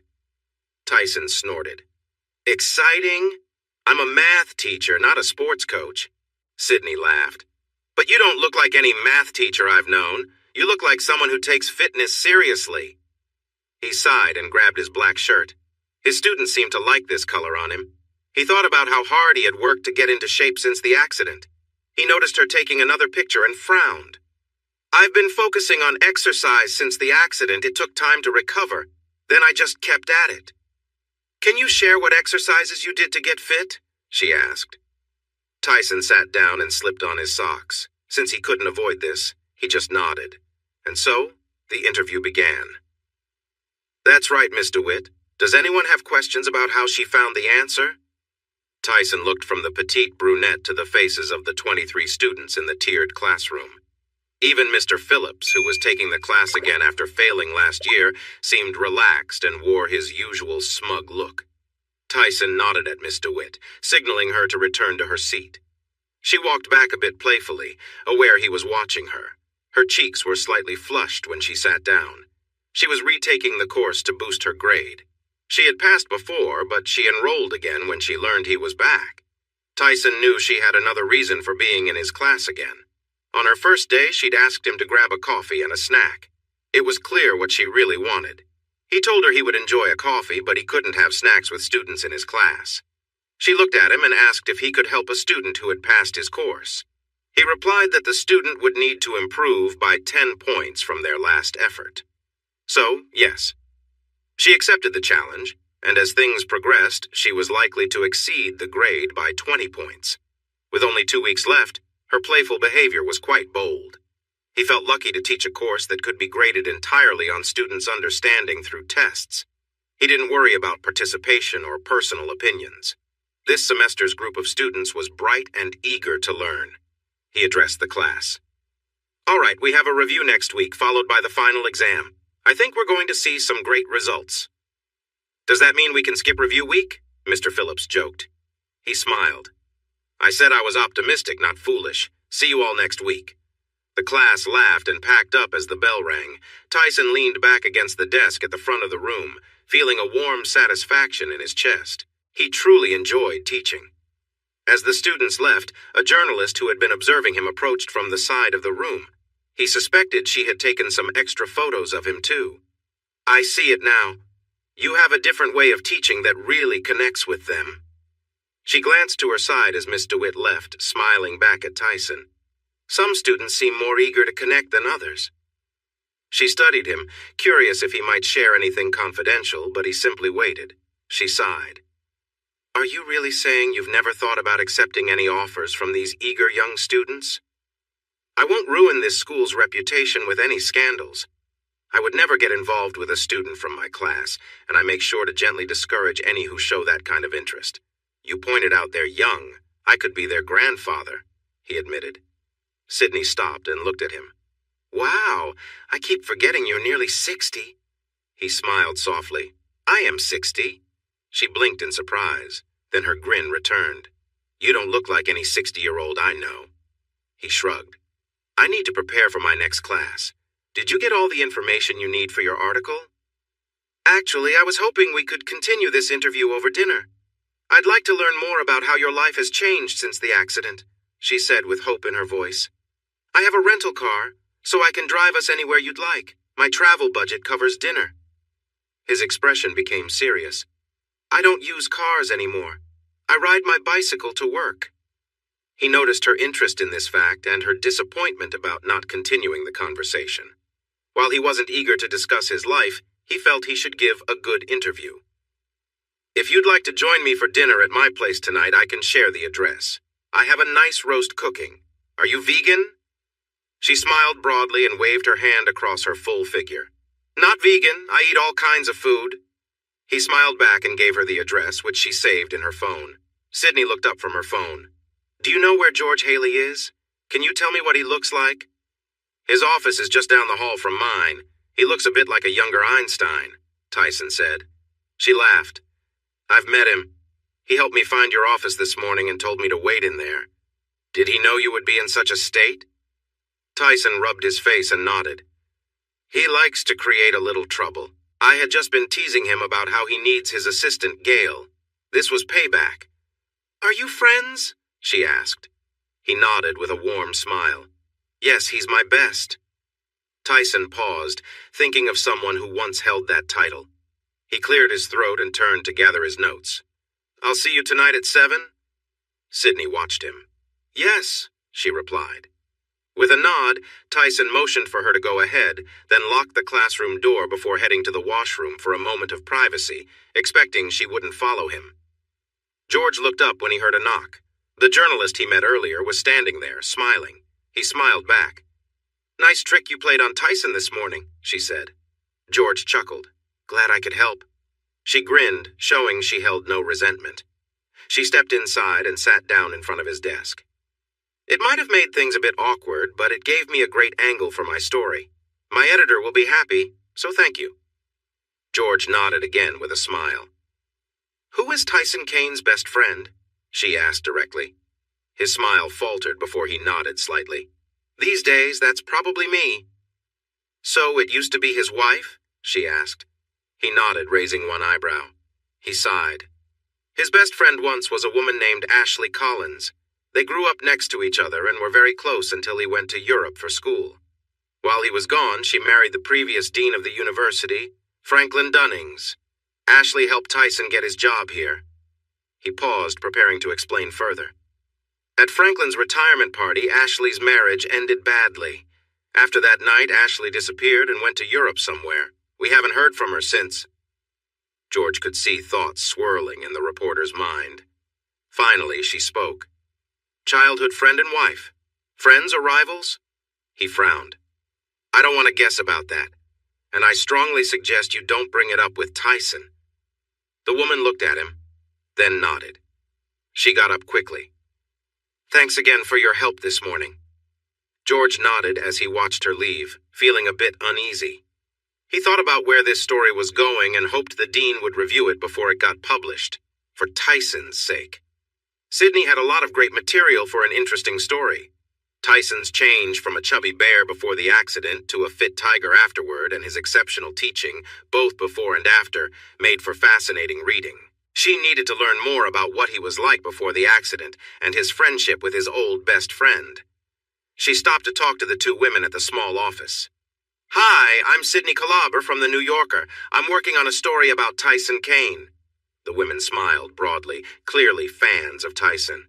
"I spoke to George Haley, but I'd like to find more people who can share information about Tyson's work before the accident." The two women exchanged glances, and the one with a ponytail seemed to have an idea. She turned to her colleague. "Mrs. Cromwell." The other woman nodded eagerly. "The library is where Mrs. Cromwell works now. She was in human resources for years. She knows a lot about everyone." "Thank you," Sydney said, waving as she left the office. Now she had someone to find. After his last class, Tyson hurried back to his office to change into his cycling clothes. He was meeting Miranda by the east gate of the campus. She had sent him a message earlier claiming she had a surprise for their ride. They were taking longer rides out into the countryside now. As he opened the bathroom door, he came face to face with Felicity. She looked up at him, appearing worried. "Felicity? What's wrong?" he asked. "That writer from the magazine, the one doing the story about you?" she said. He nodded. "She was asking for the name of someone who worked with you before the accident." She took a deep breath. "We told her about Mrs. Cromwell." Tyson squeezed his eyes shut and pinched the bridge of his nose. "One of my contacts let me know that she overheard them in the library talking about Devin Wilson." Felicity looked very unhappy. Tyson gritted his teeth at the mention of the man. He truly disliked one person, and that was Devin. He had crossed a line with Tyson. Tyson had received help from Imani. His mood was sinking when suddenly he felt a slim, young figure cling to him. "I'm so sorry," Felicity said, her voice shaky against his chest. He looked down into her warm brown eyes and saw her regret and desire. He gently held her ponytail, and she looked at him with wide eyes. Tilting her head back, he kissed her softly, and she responded with a light sigh. He explored her lips slowly, enjoying the moment. Finally, he let her deepen the kiss as his other hand found a sensitive spot through her thin sweater. Felicity's hands moved to touch him, showing her eagerness. Feeling her excitement rise, he pulled back slightly, their last kiss lingering on his chin. He gazed into her eyes, which were filled with longing. "Join me," he said softly. Felicity needed no more encouragement. She knelt and gently pulled down his pants. His breath deepened as she kissed him softly. With her face close, he couldn't tell if she needed air, so when he felt her fluttering against him, he guided her back so she could breathe again. They playfully exchanged movements, feeling the tension build. Tyson placed his hands on her head, leading a steady rhythm. Felicity touched herself, clearly caught in her own moment of joy. She gasped as a wave of pleasure took over her. Tyson could feel his own pleasure rising, and he let it flow, feeling an overwhelming sense of satisfaction. He enjoyed the moment before slowly guiding her away, making sure she savored every bit. As she looked up at him, a hungry look in her eyes, he smiled but checked the time and realized he was running late. "Oh no, she might leave without me," he exclaimed, quickly helping Felicity to stand. He pulled up his shorts, kissed her again, and saw her return his smile. "You were wonderful," he said, but he didn't have time to linger. "Could you please lock up on your way out?" The office workers had keys, so he was confident it would be done. Felicity nodded with a smile. He couldn't help but wonder what was making her so happy, but he put it out of his mind. He nodded back, slipped on his shoes, and hurried out the door. As he raced down the hallway, he paused to lean in the doorway of George's office, where George was talking to Gail. They both stopped when they saw him. "Have a good night," he called out as he continued on his way. He thought he heard Gail say something, but he needed to keep moving to avoid being late. Checking his phone, he saw a message from Miranda. "Heading east on HWY 18. Catch up." He noticed she had just left, so he knew he had to pick up the pace, but he was determined to reach her. He ran to the bike locker and quickly worked the lock. "Professor Kane?" He turned and saw Miss DeWitt standing nearby with her books. Her eyes widened as she looked at him, which made him aware of the time slipping away. He quickly turned back to the locker as he took off his shoes. "Yes?" He switched to his cycling shoes and put his sneakers away, but she hadn't said anything yet. He turned back to her as he adjusted his shoes. "I'm really in a rush. Is there something I can do for you, or can it wait until Monday?" He noticed she seemed a bit distracted, staring at him in a way he didn't understand. "Monday?" she asked, sounding a bit breathless. "Yes," he replied, surprised. "Great. I will see you then." He rolled his bike out, locked the locker, and gave his bike a quick check. Time to go. With one last smile at the pretty woman, he jumped on his bike and sped off. He rode through town until he reached the start of Highway 18, then leaped off his seat to push hard on the pedals. He knew he had to catch up to Miranda before the steep part of the road, or she would get too far ahead. Tyson wasn't sure how fast he was going, but it felt like he was flying as the scenery rushed past. He loved riding his Cannondale. Its strong frame made sure every ounce of his effort transferred directly to the bike. He felt nimble and quick as he rode with all his might. Even though he was strong and muscular when he was cycling, it felt like he was gliding with each movement full of energy. Approaching the climb, he spotted Miranda 2/3 of the way up the slope. The hillside wasn't too steep, but the length would drain anyone's energy. If he didn't catch her in that last stretch, she'd win. Not today, he thought with a grin. Tyson took advantage of a slight downhill before the climb to pick up speed and launched himself up the hill. He shifted the gears smoothly to keep a steady pace, building up his strength until he passed her at the top of the hill. He raised his fist in celebration like he had just won a special jersey at a big bike race. He stopped at a small spot near the guardrail and noticed he had an audience. He smiled shyly as he saw 5 other cyclists, 3 men and 2 women in bright jerseys, standing by their shiny bikes, watching him with amused expressions. Miranda rode up beside him and rolled her eyes. She pulled out a pack of tissues from her pocket and handed him one. "You've got a bit of someone's lipstick on your lips. Felicity, is that why you were late?" He was taken aback by her tone as he wiped his lips. He looked at the tissue and saw there was quite a bit on it. He glanced back at her. "Sorry for the holdup. I tried to leave as quickly as I could." He tucked the tissue away. She let out a frustrated sound and took another tissue, trying to clean the trace from his chin. "If you follow those marks down, you might find out where they lead," joked one of the male cyclists. The young woman next to him playfully hit his arm, and the rest laughed. Tyson caught Miranda's hand and looked at her with a question in his eyes. She simply pulled her hand back, leaving him with the new tissue. He wiped his chin absent-mindedly, waiting for her to explain. "I think Professor Kane can manage on his own, Miranda," the nearest male cyclist said, glancing between them. Tyson turned to the group. "Is this the surprise you mentioned?" he asked, hoping to lighten the mood. The young man reached out his hand. "Hi, I'm Ken Drake. I'm Miranda's boyfriend." Tyson smiled and shook his hand. "Nice to meet you. Miranda told me about you two. Congrats." Ken nodded politely, but still looked a bit uneasy. One of the other couples moved a bit closer. "I'm Tim, and this is the lovely Penny," Tim said, gesturing to his partner. Tyson nodded and smiled back at them. The last two seemed ready to go. "David and Riley," the last man said. "We need to get moving before it gets dark." Tyson agreed and signaled for them to start riding again. The path ahead looked clear, so they set off. Tyson knew he would have to wait for Miranda's explanation later. The other side of the hill was a winding path down, which was not Tyson's strength, so he took it a bit slower than the others, who all seemed very skilled at downhill riding. Once they reached the valley, he had to speed up to catch up with the group. When he started, Tyson's strength and energy helped him zoom ahead of the others on the smooth roads and gentle curves of the valley. At the intersection of Highway 18 and County Road 10, there was a small gas station and snack shop where cyclists stopped to recharge. Tyson picked up a bag of mixed nuts and dried fruit and filled his water bottle at a spring water tap. Tim approached him, hands on his hips and a big smile on his face.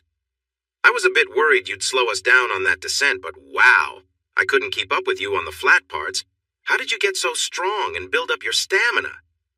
Tyson laughed. "Yeah, I'm not great at descending, but I do well on climbs and flat roads." He thought for a moment. "If the descent were straight, I might manage it better." He shrugged. "I strength train and swim every day." "Didn't you get badly hurt in that crash with the train?" David asked bluntly, and Riley shot him an annoyed look. "What? He did," David replied defensively.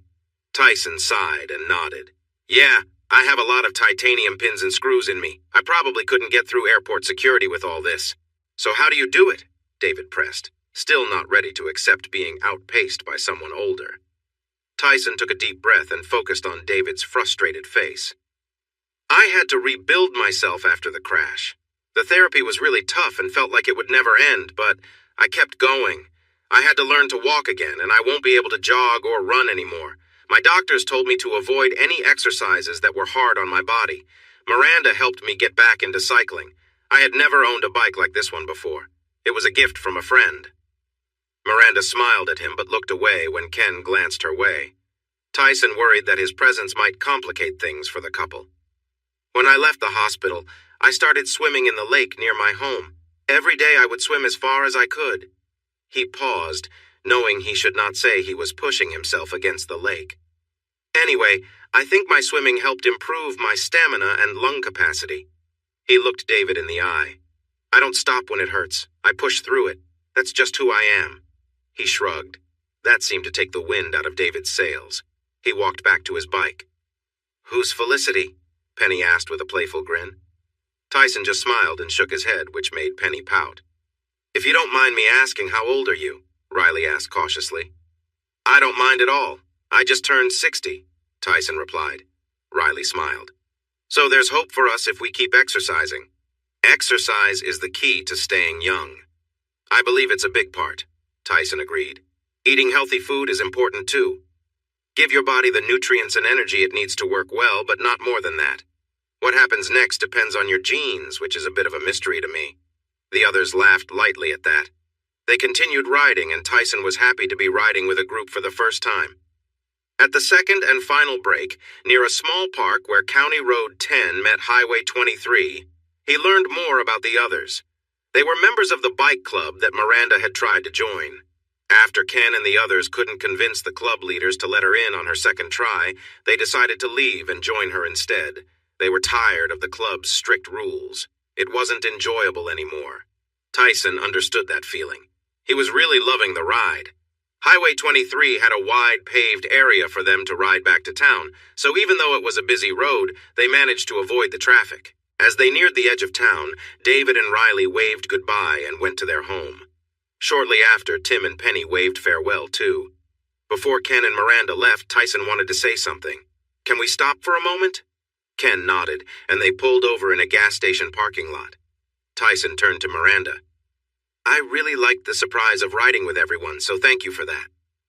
They both nodded, but neither said anything, indicating there was more to discuss. "I noticed there seems to be some tension because of my presence. I'm not sure what that is, but I want you to know I don't want to come between you two. I won't be joining your group." "No, you have to join," Miranda insisted. Ken looked back and forth between them. "Is there something you want to tell me?" he asked Miranda. She looked at him, her expression shifting. "What do you mean?" "Why did you seem jealous when he showed up?" Ken asked. Tyson felt uneasy too. It appeared that Miranda hadn't told her new boyfriend about their past, but that part of their relationship ended months ago. Miranda looked uncomfortable. Tyson took a deep breath. This could complicate things, but honesty was important. "Miranda and I are just friends now." Ken raised an eyebrow. "Now?" Tyson nodded. "We met last year. As I said, it was her idea to get me cycling, which helped me get out of my shell during a tough time. We had a close friendship and were together, but we both knew it wouldn't turn into something more. When Miranda said she was interested in someone else, we decided to end the romantic part, but stay friends." He glanced at Miranda, who looked guilty. "That's my part. Miranda, please." She looked at him, her cheeks flushed and eyes slightly teary. She cleared her throat as both Ken and Tyson waited for her to respond. "My reaction today surprised me too," she said softly. "I had never thought Tyson was seeing anyone else. I knew in my head we weren't in the same relationship anymore, but my heart wasn't ready to accept it." Tyson raised his eyebrows while Ken frowned. "Are you in love with him? Why did you choose to be with me? Were you just playing with my feelings?" he asked sharply. "No, I'm not playing with you. I really like you, and I want to see how our relationship can grow," she replied earnestly. She glanced at Tyson. "I'm sorry. It's hard to let go of feelings for someone you've been close to. I'm just learning, and there's no guide for this." Tyson nodded. "I understand. I should have been stronger. I won't let anything ruin a friendship, and it sounds like you two are good together. You should talk about this openly and kindly. If you figure it out and still want me in the cycling group, just let me know. Thanks for the ride tonight. It was really enjoyable." He reached out to shake Ken's hand with a hopeful smile. After a brief pause, Ken shook his hand, nodding to Miranda, who appeared to need some space. Tyler rode away, feeling relieved as he sped through the last stretch. He checked the time and noticed he still had an hour before his guest would arrive. He breathed a sigh of relief. Then he remembered what Felicity had said about the questions Sydney had for Mrs. Cromwell.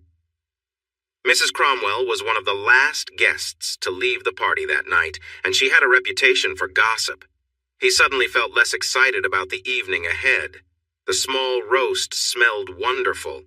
When he took it out of the oven, it looked just as good as it smelled. The roast potatoes were crispy and golden, and the baby carrots were soft. He figured there was just enough for two, which meant he didn't need to rush to add other vegetables. Fresh rolls and butter were already set at the table. He made sure he had fresh strawberries, angel food cake, and whipped cream for dessert ready. The sound of gravel in the driveway told him his guest had arrived. He opened the door to see Sydney getting out of her rental car. She walked around and smiled at him. She had changed into a sundress that was bright yellow with wide orange stripes. The dress fit her nicely. She wore tan sandals that reached her ankles and held a bottle of red wine in her right hand. "You look great tonight," Tyson said, smiling. "You didn't have to bring wine." She walked up the stairs and offered him the bottle. "Never come without something," she said, smiling. He noticed the food was prepared. "Please come in," he said, stepping aside to let her in. She looked around. "Your home is beautiful. It's larger than I expected. Do you have 2 bedrooms?" she asked with a sigh. "Thank you. Yes, it is," he replied. "Really, how did you get a house by the lake?" she asked. "I inherited it from my parents," he replied simply. "Dinner is ready." Her smile grew wider. "It smells amazing." I made prime rib. Would you like hot mustard, steak sauce, or something else? He suggested. How do you eat it? She asked. With gravy, he answered. She smiled and nodded. I'll have the same. Tyson motioned for her to sit and then filled 2 plates, bringing them to the table. Oh, wow, this smells incredible. Where did you learn to cook? She asked. I was an only child and both my parents worked. My mom taught me how to cook to help out. That really helped when I studied in England. No one else could cook, so I prepared meals for my friends, he explained. Friends? She asked, raising an eyebrow. He smiled shyly. That's just what we called our group. The dorm looked like an old barracks, and we liked that idea. He opened the wine and poured them each a glass. As they took their first bites, they smiled, enjoying how tender the roast was. Can I ask you about your early years after you came back? Sydney asked. He took another bite and thought. After swallowing, he looked at her. I might answer, but you can ask anything. They both sipped their wine, agreeing it paired well with the food. Sydney began. When you returned from Europe, you found out your best friend, Ashley Collins, had married. Did you ever have feelings for her? He looked at her seriously. I see we're getting into the tough questions. Well, no, that never happened. But you wouldn't have said no, she said, raising an eyebrow. Tyson looked at her thoughtfully. It doesn't really matter. There was no chance. I came back and she was married. Then I met Imani, fell in love, and we got married. Years went by before Ashley's marriage ended. Then Imani had her accident. I found out Ashley had moved to Europe. It's all in the past. We both moved on. Sydney shifted the topic, asking lighter questions about his childhood, focusing on fun stories of growing up and adventures with Ashley. They enjoyed their meal and continued their conversation. Finally, Sydney looked around at the photos on the walls. I recognize your wife in some of these pictures, she said. She was very pretty. Tyson just nodded and kept eating.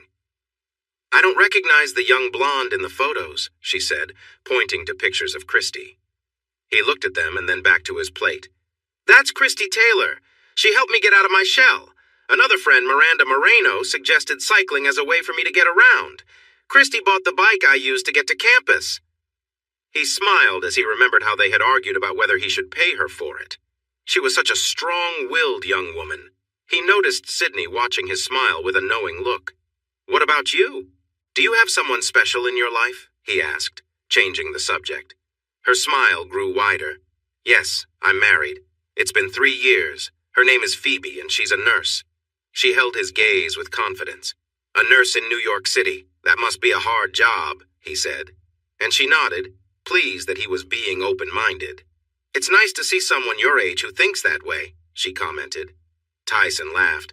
Glad to see someone knows my real age. She chuckled. You really don't look your age. Whatever you're doing to stay young, keep it up. You might make a fortune teaching it to others.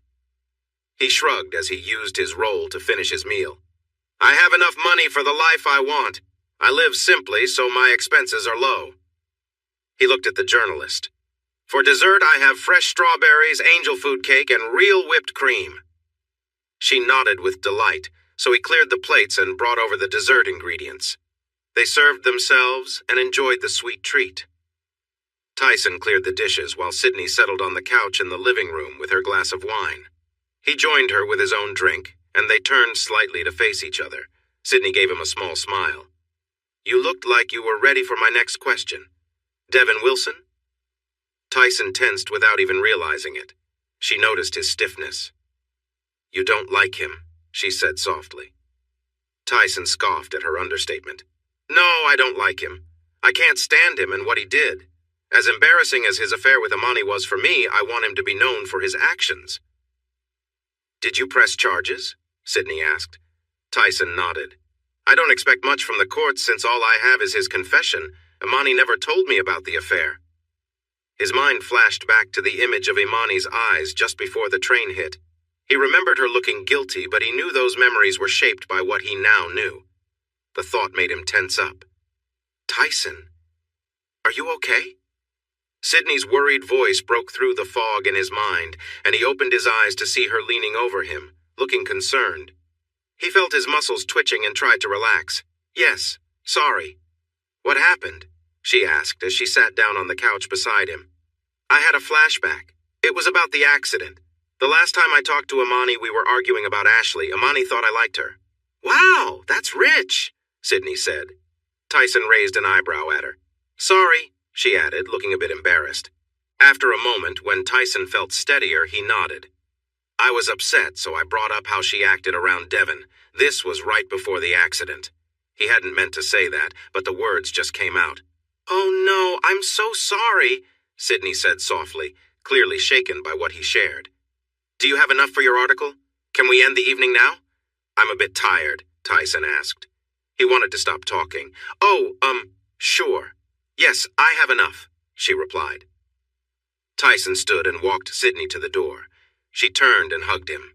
You're a good man, Tyson. Just my opinion, but you didn't deserve any of this, she said.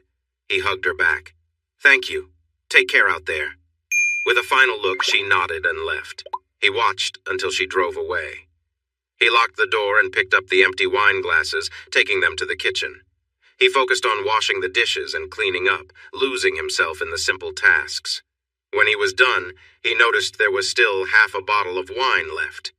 He poured himself another glass, turned off all the lights, and sat on the couch, watching the flames flicker in the small wood stove. Sipping the wine, he tried to push away any thoughts other than the fire. I hurt you, he sighed as her voice echoed in his mind. Yes. He was too tired to fight the illusion tonight. That was never my intent. The flames played with the wood, and he enjoyed watching the fire. It felt safer than the voice. It didn't matter. You ruined everything good. You broke me too, he said tiredly. No, you're stronger than ever. He frowned at Imani, who sat at the far end of the couch. Beautiful, beyond reach, and deeply sad. I wish you had lived to see this, he said, gesturing to himself. Looking away, a single tear rolled down her cheek. Tyson suddenly stood up, filled with frustration. He moved to the patio doors and stepped outside into the backyard. He walked down to the sand and stood, gazing out at the calm water. The sun had just set, but there was still enough light to see. He looked up at the clear sky, free of clouds. The night was calm and quiet. After taking a moment to enjoy this calm, he breathed deeply to relax himself. This helped him regain his clear thinking. His thoughts were tangled with emotional issues tonight. It was overwhelming. I'm sorry. Please stop saying that, he said softly. He looked to the side and saw Imani standing there with her hands clasped together. She looked both lovely and troubled. He turned to her. I don't want to hold on to anger about you. I loved you. Yes, there was a mistake, but staying angry won't help. I only need you to leave. It's been 7 years. Please let it go. I can't, not yet. He turned back to the water. Why is this happening? The lake doesn't want you. I get it. I don't need to hear it again. He sighed tiredly and noticed she was gone. He was by himself. He realized it was hard to ignore these visions. He wondered if he was losing his grip on reality. He hoped that wasn't true. It would be frustrating to endure all this pain and get back to his life, only to lose his mind now. For Tyson, the month after Sydney's interview passed with his usual activities and endo-fear routines. The final exams came and went, and his students did well. Miss DeWitt raised her score by 22 points. She got a perfect grade and was thrilled with her success. She was going to celebrate her graduation with 2 weeks in France, but she planned to visit Tyson for a treat when she got back. Miranda sent him an email to apologize, saying she would need some time to focus on her relationship with Ken, who felt a bit insecure about her feelings for Tyson. He replied that he understood. Although he was sad to lose a riding partner, her relationship was more important. On a solo weekend ride on the same path where he had met Ken and his friends, Tyson met the town's official cycling club. About 18 cyclists, mostly young men, caught up to him at the start of a downhill section and tried to leave him behind. Tyson pushed ahead, weaving through the group. Some managed to stay close behind him, but when he reached the front on the long, straight stretches and gentle curves, he pulled ahead of them one by one until only one cyclist remained with him when they reached the small gas station parking lot. The young man was too tired to talk, so Tyson went inside to grab a bag of dried fruit and nuts. The group was coming in as Tyson stepped back outside to fill his water bottle. He smiled at the cyclists who watched him munch on his snack with tired expressions. One of the young men, the first one he overtook on the straight stretch in the valley, walked over to him. "I'm Peter Hamlin, president of this cycling club. You really surprised us. None of us thought you could be that fast, and we certainly didn't think you could keep that speed for so long. Did you leave us all behind?" "Tyson Kane. One of you managed to keep up with me." Tyson looked around and pointed to the man resting under a tree. "That guy. He was determined." He looked back at Peter and noticed the man's face turning red. He raised an eyebrow in curiosity. "Tyson Kane? The professor? You're older than I thought?" Peter exclaimed, and everyone in the group turned to look. Tyson smiled at the man's surprise. "So?" "Forget it. I was going to ask you to join our club," Peter said quickly. "So my bike skills impressed you, but now that you know my age, you don't want me? Ken was right. This club is not for me." Tyson shrugged and walked back to his bike, filling his water bottle at the spring water tap. He got on his bike, waved, and pedaled away from the parking lot. He was really enjoying his newfound freedom. He had no desire to return to driving a car. With summer coming, he wouldn't have to make weekend trips to the university, giving him more time for personal rides. He was even considering bike camping that summer. He had time to spare. Riding past the hospital, he felt happy remembering that Devin Wilson no longer worked there.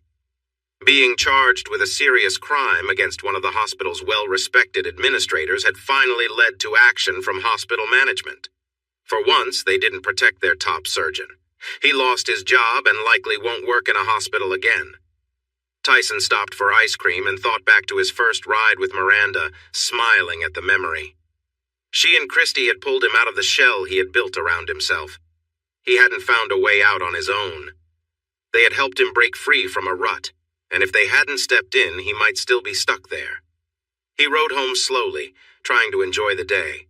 He had no other plans. Maybe he'd light the grill for dinner. He would have invited George, but his friend was in Austria visiting others, and that was the extent of Tyson's social life. Just one friend. That felt a bit sad. Barbara, his neighbor, was away visiting one of her children's homes. He thought about Christy, who was living her dream in New York City. Miranda and her partner were on a road trip through the States. Even Leona and Felicity were away for the summer. He wasn't sure if they would return in the fall. Tyson felt a bit down. He had spent 5 years alone, and it hadn't bothered him at the time. But now, he found himself wanting to connect with people again. He realized he truly missed Imani, even the way he imagined her. Since his dinner with the journalist, she hadn't appeared in his thoughts. He longed to talk to the real Imani, not just his memory of her. He thought her distance might have been because she was unhappy with him, and he needed clarity on that. He hadn't seen the article that Sydney wrote. He started to worry about it being published, unsure if he would read it at all. If anything, he planned to ask George and Gail to read it and share their thoughts. As he reached the end of his driveway and got off his bike, he saw a small red Fiat 500 parked on the gravel. Miss DeWitt was sitting on his steps, unaware of his presence as she typed on her phone. Tyson felt a quick rush of excitement. It was Miss DeWitt. But then a wave of sadness hit him. He understood why she was there. His heart was telling him no. It was saying no to an easy connection with Miss DeWitt. It was saying no to any more encounters with Leona and Felicity if they returned. There would be no more brief moments with people who would just leave him with regrets afterward. With Imani gone, he felt lost. He needed to start fresh, but he couldn't do that by bouncing from one relationship to another. Taking a deep breath to calm himself, he walked towards the steps. When she heard his footsteps, she looked up and smiled, but that smile faded when she noticed his expression. "You promised," she said, looking disappointed. He stopped a few steps away from her. "I know, I'm really sorry, I just can't do this anymore." Her eyes widened in surprise. "You can't?" He blinked, then chuckled lightly. "No, it's not that. I'm okay. It's just, emotionally, I need more. I can't keep having these brief moments for excitement. I thought I would be settling down and enjoying life with a partner. That doesn't fit with your plans." She shook her head sadly. "You have a bright future ahead of you, filled with chances for fun and adventure. I'm not the right person to join you in that. I lost the one I wanted to share my later years with, and now I need to find a new path. I'm sorry for not keeping my promise." She stepped forward to embrace him, and he welcomed the hug. I can't say I'm not let down, but I understand. When they broke the hug, she turned towards her car but stopped suddenly as she noticed a woman standing at the end of the driveway, watching them quietly. She felt her cheeks getting warm and held her hands together in front of her. I might know someone who would want to spend those later years with you. Tyson felt a rush of emotions that took his breath away. He was scared that if he breathed too deeply, this moment would vanish, just like Imani did. Her sun-kissed blonde hair flowed down past her shoulders. Her face was familiar, yet had changed with time and the outdoors. Freckles dotted her cheeks and nose, showing she'd spent lots of time outside. Her warm skin showed that too. She wore a lovely sundress without sleeves and sandals. Her arms looked strong from working outside, keeping her healthy and fit. Ashley? Oh my God, Tyson managed to say. He took a step closer, then another until he saw her coming toward him. He rushed to hug her tight, feeling real joy in her presence, the soft scent around her, and her comforting warmth. Tyson, you're squeezing too tight, she said with a bit of surprise in her voice. He quickly set her down and tried to meet her gaze, but his vision was blurry. He wiped his eyes, but they didn't clear up, and he noticed his cheeks felt wet. I'm crying? He mumbled, feeling puzzled. A warm, soft voice chuckled nearby. So am I. Ashley, you're really here? He quickly pulled his jersey over his head and used it to dry his eyes. Oof, you've really changed since I last saw you, Ashley said with a bright smile. Tyson heard a sigh of disappointment nearby. After blinking a few times, he finally saw Ashley clearly. Though she had aged, she was still the most beautiful person he had seen in a long time. He turned to see Miss DeWitt looking somewhat upset. Stephanie, this is Ashley Dunnings. Collins, Ashley corrected gently. He nodded in apology. Sorry, Ashley Collins, my best friend. This is Stephanie DeWitt, a former student of mine. And would-be admirer? Ashley asked with a playful smile. I was this close, Stephanie said, holding her fingers close together. She playfully touched Tyson's chest with a gentle sigh. Food for daydreams. She smiled at Ashley. It was great to meet you, Ashley. Enjoy, lucky girl.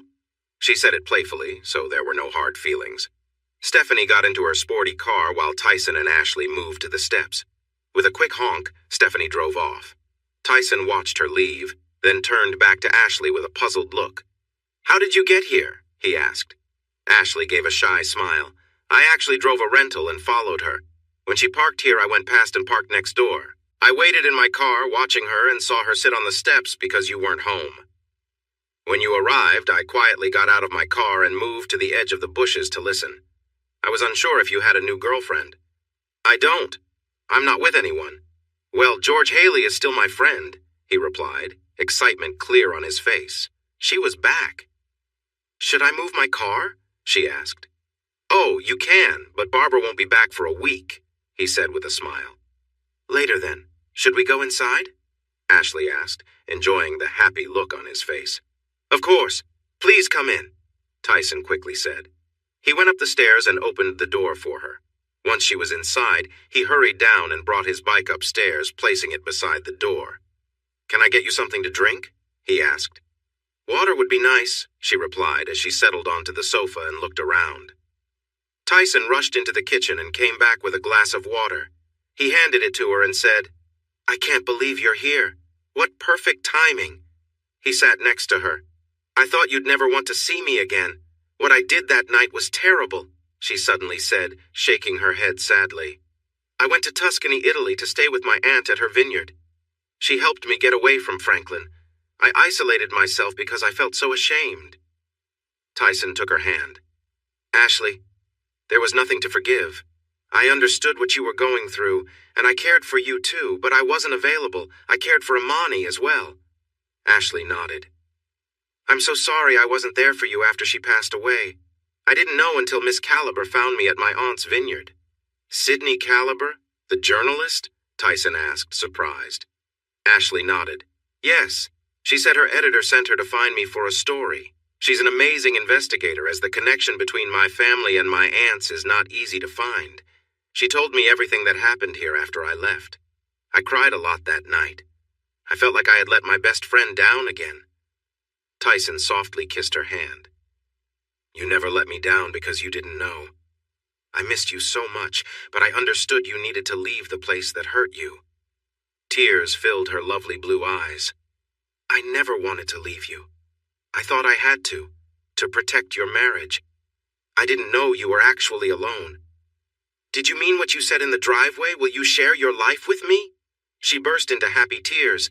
Yes, Tyson, yes, Ashley whispered with joy. They shared a long, heartfelt kiss, both realizing they were crossing the line from friends to something more. Her hands gently tangled in his hair as he held her face tenderly, deepening the moment they'd both dreamed of. Ashley sighed happily, recalling the brief, hesitant kiss they'd shared years ago. Now, there was no hesitation, just a feeling of closeness and mutual care. Tyson gently lifted her into his arms and carried her into his bedroom, placing her softly on the bed. He lay beside her, brushing his lips against hers with warmth and devotion, as if capturing every detail of this long-awaited moment. For Tyson, this was a turning point, one he had once imagined when he returned from Europe. Back then, he'd realized how much she meant to him, but upon his return, he'd learned she had married. He'd regretted not being more open about his feelings before he left. I'm so sorry, he blurted out. What? Ashley asked, surprised. I left for Europe without ever telling you how much you meant to me. I thought I had all the time in the world. I didn't consider that you might move on. I was so self-focused back then, Tyson admitted, his voice filled with regret. Shh, she whispered, smiling softly. We were young and didn't know any better. I was intimidated by your talent, so I chose Franklin because he seemed safe. I thought I could guide his life and career. I told myself it was enough. At least you found real love. I was genuinely happy for you, she said. I did love her, but maybe it wasn't enough, or maybe I was too distracted. I think I've always struggled with being wrapped up in my own world, Tyson replied, feeling the weight of his past mistakes. Ashley placed a comforting hand on his. If she didn't tell you how she felt, how could you have known? They shared another gentle kiss, pausing afterward, their foreheads resting together as they took a deep breath, savoring the moment. Ashley, I've missed you more than I can say. I love you, Tyson confessed. I love you too, she replied softly. I think I always have. Tyson chuckled, shaking his head. Why are we men so blind? We can't see what's right in front of us. Well, you see me now? She asked, her voice tender. Yes, I see you. Ashley Collins, my heart is yours. Will you promise yours to me? With all my heart, she whispered, her eyes shining. Marry me, he said with sudden joy. Yes, she replied, smiling as they shared another joyful kiss. They held each other close, both basking in the warmth of their newfound love. For the first time, they felt at peace, knowing they were finally where they were meant to be. Tyson paused, taking in Ashley's appearance with admiration. She looked vibrant and healthy, a testament to her active lifestyle on the vineyard. She reminded him so much of her younger self, with her graceful figure and warm smile. You're beautiful, he said, his voice full of genuine appreciation. Ashley smiled back, teasing him. Not as pretty as that young blonde in your living room pictures? He laughed, realizing she'd noticed the photos. Oh, you mean Christy? She does bear a strong resemblance to you from years ago. Ashley made a playful pout. Tyson couldn't help but laugh. It was an expression he recognized from Christy as well. Her name is Christy Taylor, he explained. We were close for a time, and she helped me find a way out of my own struggles. She's a good friend, and I'll always be grateful for that. Turning his attention back to Ashley, he looked at her with warmth. But you're the true beauty to me, he said softly. He pulled her close, sharing a tender kiss. Their connection was deep, grounded in years of unspoken feelings and memories. Tyson held her tightly, letting his affection speak for itself. She leaned into him, feeling his warmth, and chuckled when he gave her a gentle squeeze. They shared a light-hearted moment, with Ashley brushing her fingers over his shoulder. You know, you're in great shape yourself, she teased, a twinkle in her eyes. That girl today was right. I am very lucky. Tyson gave her a playful grin. And let me show you just how lucky you are, he replied with a mischievous gleam, lifting her onto the bed with surprising ease.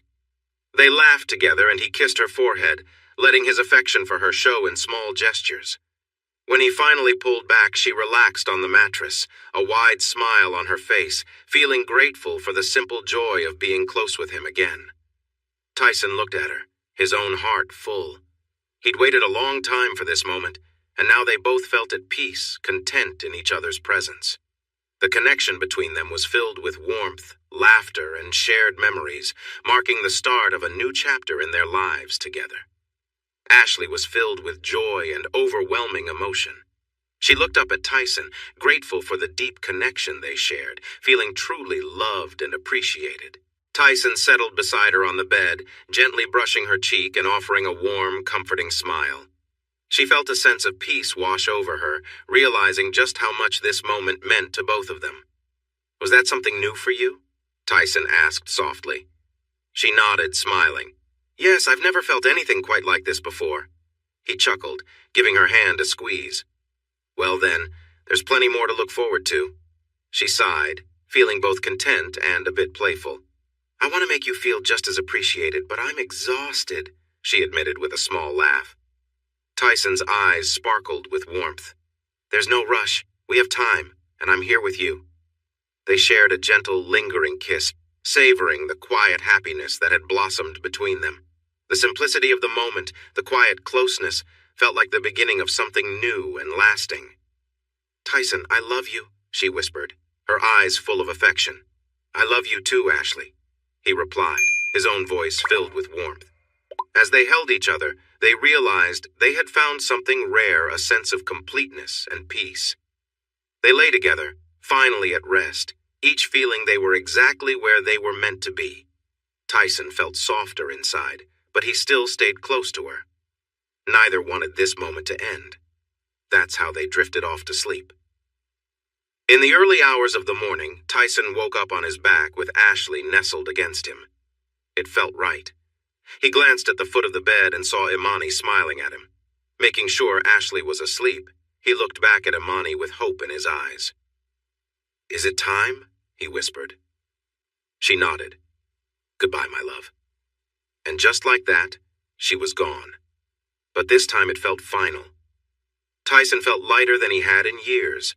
Something that had weighed him down was gone, and he felt like he might float away. But he wouldn't, because Ashley's love kept him grounded. Devin Wilson rolled down the window of his Porsche as he sped along the Pacific Coast Highway, feeling angry. He threw an empty bottle out the window and listened as it shattered against the cliff. Next to him was a copy of the New Yorker magazine. A friend from his old hospital had sent it to him, and it had an article about Tyson Kane. The title made him seethe, the math teacher who brings excitement back to the classroom. Devin was forced to hide out with a friend in California, while Tyson was treated like a star back home and overseas. Where was the fairness in that? First, he took away the love of Devin's life. Then he spent years getting fit and enjoying attention from young women, and now he had the nerve to marry his childhood sweetheart with many celebrities at the ceremony. Pictures of Tyson filled Devin with rage as he showed off his toned body in the first photo. He wore only his underwear, standing confidently in his office. Then there was the photo of Imani, and it struck deep into Devin's heart. She looked so beautiful. Below the picture was even a mention of Devin, but he was just referred to as the other man, an afterthought in their story. Tyson's new wife was working on his troubles, and they even had a honeymoon in Tuscany, Italy. He seemed to be celebrated in Europe, too. "That's so unfair!" Devin shouted in frustration as a pain throbbed in his head. The alcohol wasn't helping. He glanced over the passenger seat for another bottle, but it must have rolled out of reach. He felt the car drifting and quickly steered it back into the lane, adrenaline rushing through him, but the pain only grew worse. Devin had Tyson to thank for that, too. The hurt he caused left him with constant headaches, making it impossible for him to work. He was using up his medical insurance and savings to get by. Devin understood what he needed to do. Tyson felt a heavy resolve as he drove, his mind clouded by anger and loss. He'd borrowed something dangerous from a friend, determined to confront the pain he felt in his heart. He blamed Tyson for everything, believing Tyson didn't deserve happiness, especially while Imani was gone. In his grief, he imagined Imani beside him, her presence so vivid that it made him speak out. "Why did you leave me?" he murmured, feeling his voice crack. "I'm sorry, Devon," he seemed to hear her reply. He turned, and in his mind she was there, beautiful but sorrowful. "Are you here to stay with me?" he asked, feeling an aching hope. But her voice echoed back, "No, I love Tyson." Devon's heart filled with bitterness. Then he won't live to see tomorrow. Lost in his thoughts, Devon failed to notice the sharp turn approaching at high speed. His car veered sharply, hitting the rocky edge of the cliff, and collided with another vehicle coming around the bend. The impact sent his car over the guardrail, soaring toward the ocean below. As the car tumbled, he imagined Imani's eyes watching him, full of sadness. "The ocean is calling you," her voice whispered in his mind. Meanwhile, Tyson was finishing a swim in the lake, feeling the chill of the water as he pulled himself up to the patio. He'd swum farther than ever today, a personal best. As he walked up the grassy path, he noticed two sets of eyes on him. Barbara was, as usual, watching from her rooftop deck, a constant but harmless presence in the neighborhood. The other set of eyes belonged to Ashley, who smiled warmly as he approached. "You look like a warrior from Atlantis," she teased, handing him a towel. Her imagination had blossomed since they'd married, fueling her creativity as a writer. Tyson chuckled. "Is this inspiration for your next book?" She nodded with a playful grin, clearly enjoying his company as he dried off. They settled into the moment, each grateful for the simplicity of their time together. Tyson felt at peace, happy with the quiet life they shared, and thankful for the fresh start they'd found together. The sunlight danced across the lake as they laughed, basking in the joy of each other's company. "You're making me feel really good," he whispered softly. She smiled and held him closer as she helped him enjoy the moment more. A wave of pleasure washed over him, and he barely stayed standing as she continued to support him. "You really know what you're doing," he sighed as she let go. She smiled up at him, and he leaned down to kiss her gently. "It's your reward for sticking to your workout plan," she said playfully as he pulled away. He dried off with a towel while she watched, pleased.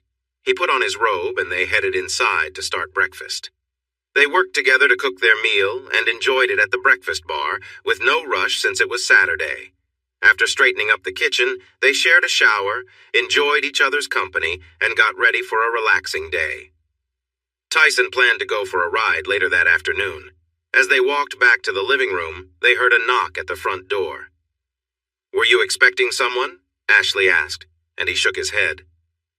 Tyson walked to the door while Ashley went to the kitchen to see what they might make for dinner. When Tyson opened the door, he froze, unable to speak. "Who is it?" Ashley called out, and that seemed to bring him back. "It's Christy, and—" He stepped back and motioned for the young woman to come in. She looked upset and was trying not to cry. Ashley joined them and gasped. On Christy's hip was a small boy about 18 months old. He had beautiful blue eyes like his mother, but his features looked like Tyson's, with curly hair that hung freely. "Is this why you didn't come to the wedding?" Tyson asked softly. Christy nodded, looking nervous. Ashley was the first to react. "He's adorable. What's his name?" Christy smiled with relief. "Aiden." "Can I hold him?" Ashley asked with excitement. Christy nodded and carefully handed the boy to Ashley. The older woman smiled, and the baby returned her gaze with a big smile. "Oh my, he's such a charmer like his dad," Ashley said, glancing at Tyson, who was still in shock. "Maybe you two can talk about this outside while I play with Aiden?" Tyson and Christy nodded and walked out the back door while Ashley found some toys. They sat on the patio, and Tyson spoke first. "How do you spell it?" "A.I. Wyden," Christy answered quickly. "So, my dad's name?" Tyson said quietly. "Why didn't you tell me?" Christy looked down, feeling ashamed. "When I visited you that weekend, I was having a tough time. I told you about my boyfriend, but really I had broken up with him months before. I wanted to be with you, but I was also focused on my career. I made some bad choices. I stopped using my birth control after we broke up, so I was able to get pregnant that weekend. We shared some really special moments together. Then we talked and you helped me think clearly. I realized I needed to focus on my career." She took deep breaths as her words poured out. When she felt more at ease, she continued. "I thought about taking the day after pill, But I just couldn't do it. When I found out I was going to have a baby, I knew I wanted to keep the baby. He's a part of you that I can hold on to. I couldn't love him more. Tyson was shocked by what she shared. Why didn't you tell me? He asked again. Christy shook her head. I didn't want you to feel responsible. You made it clear that you didn't want me. I never said that I didn't want you. But let's be real.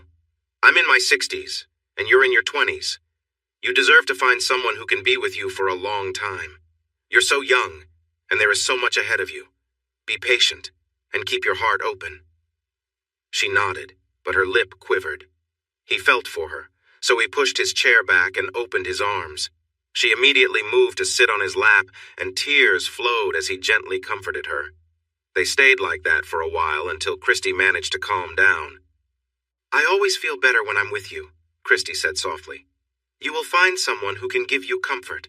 I'm always here as a friend and will support you in every way I can. But the deeper connection is with Ashley now. They sat together in silence, appreciating the simple joy of being close. Christy stood up and returned to her chair. My next question is, why now? Tyson asked. Christy smiled softly and raised her chin. Remember I told you my job was expanding into Europe? He nodded. I had to turn down the position because I was pregnant then. She paused to take a breath.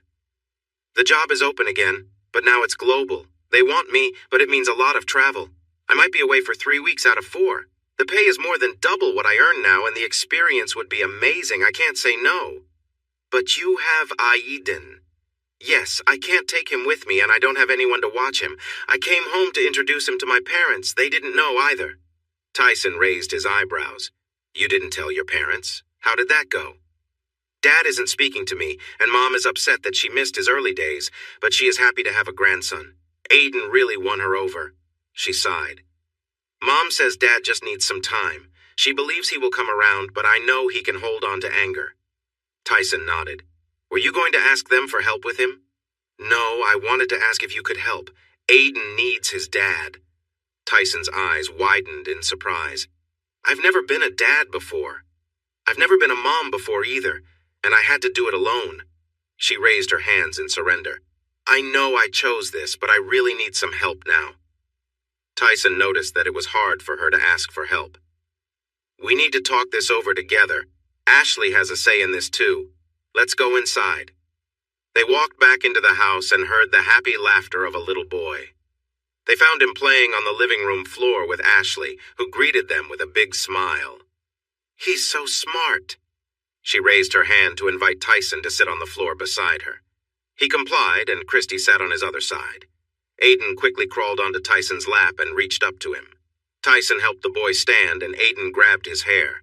The little one babbled excitedly while looking at Tyson's hair, then pulled at his own.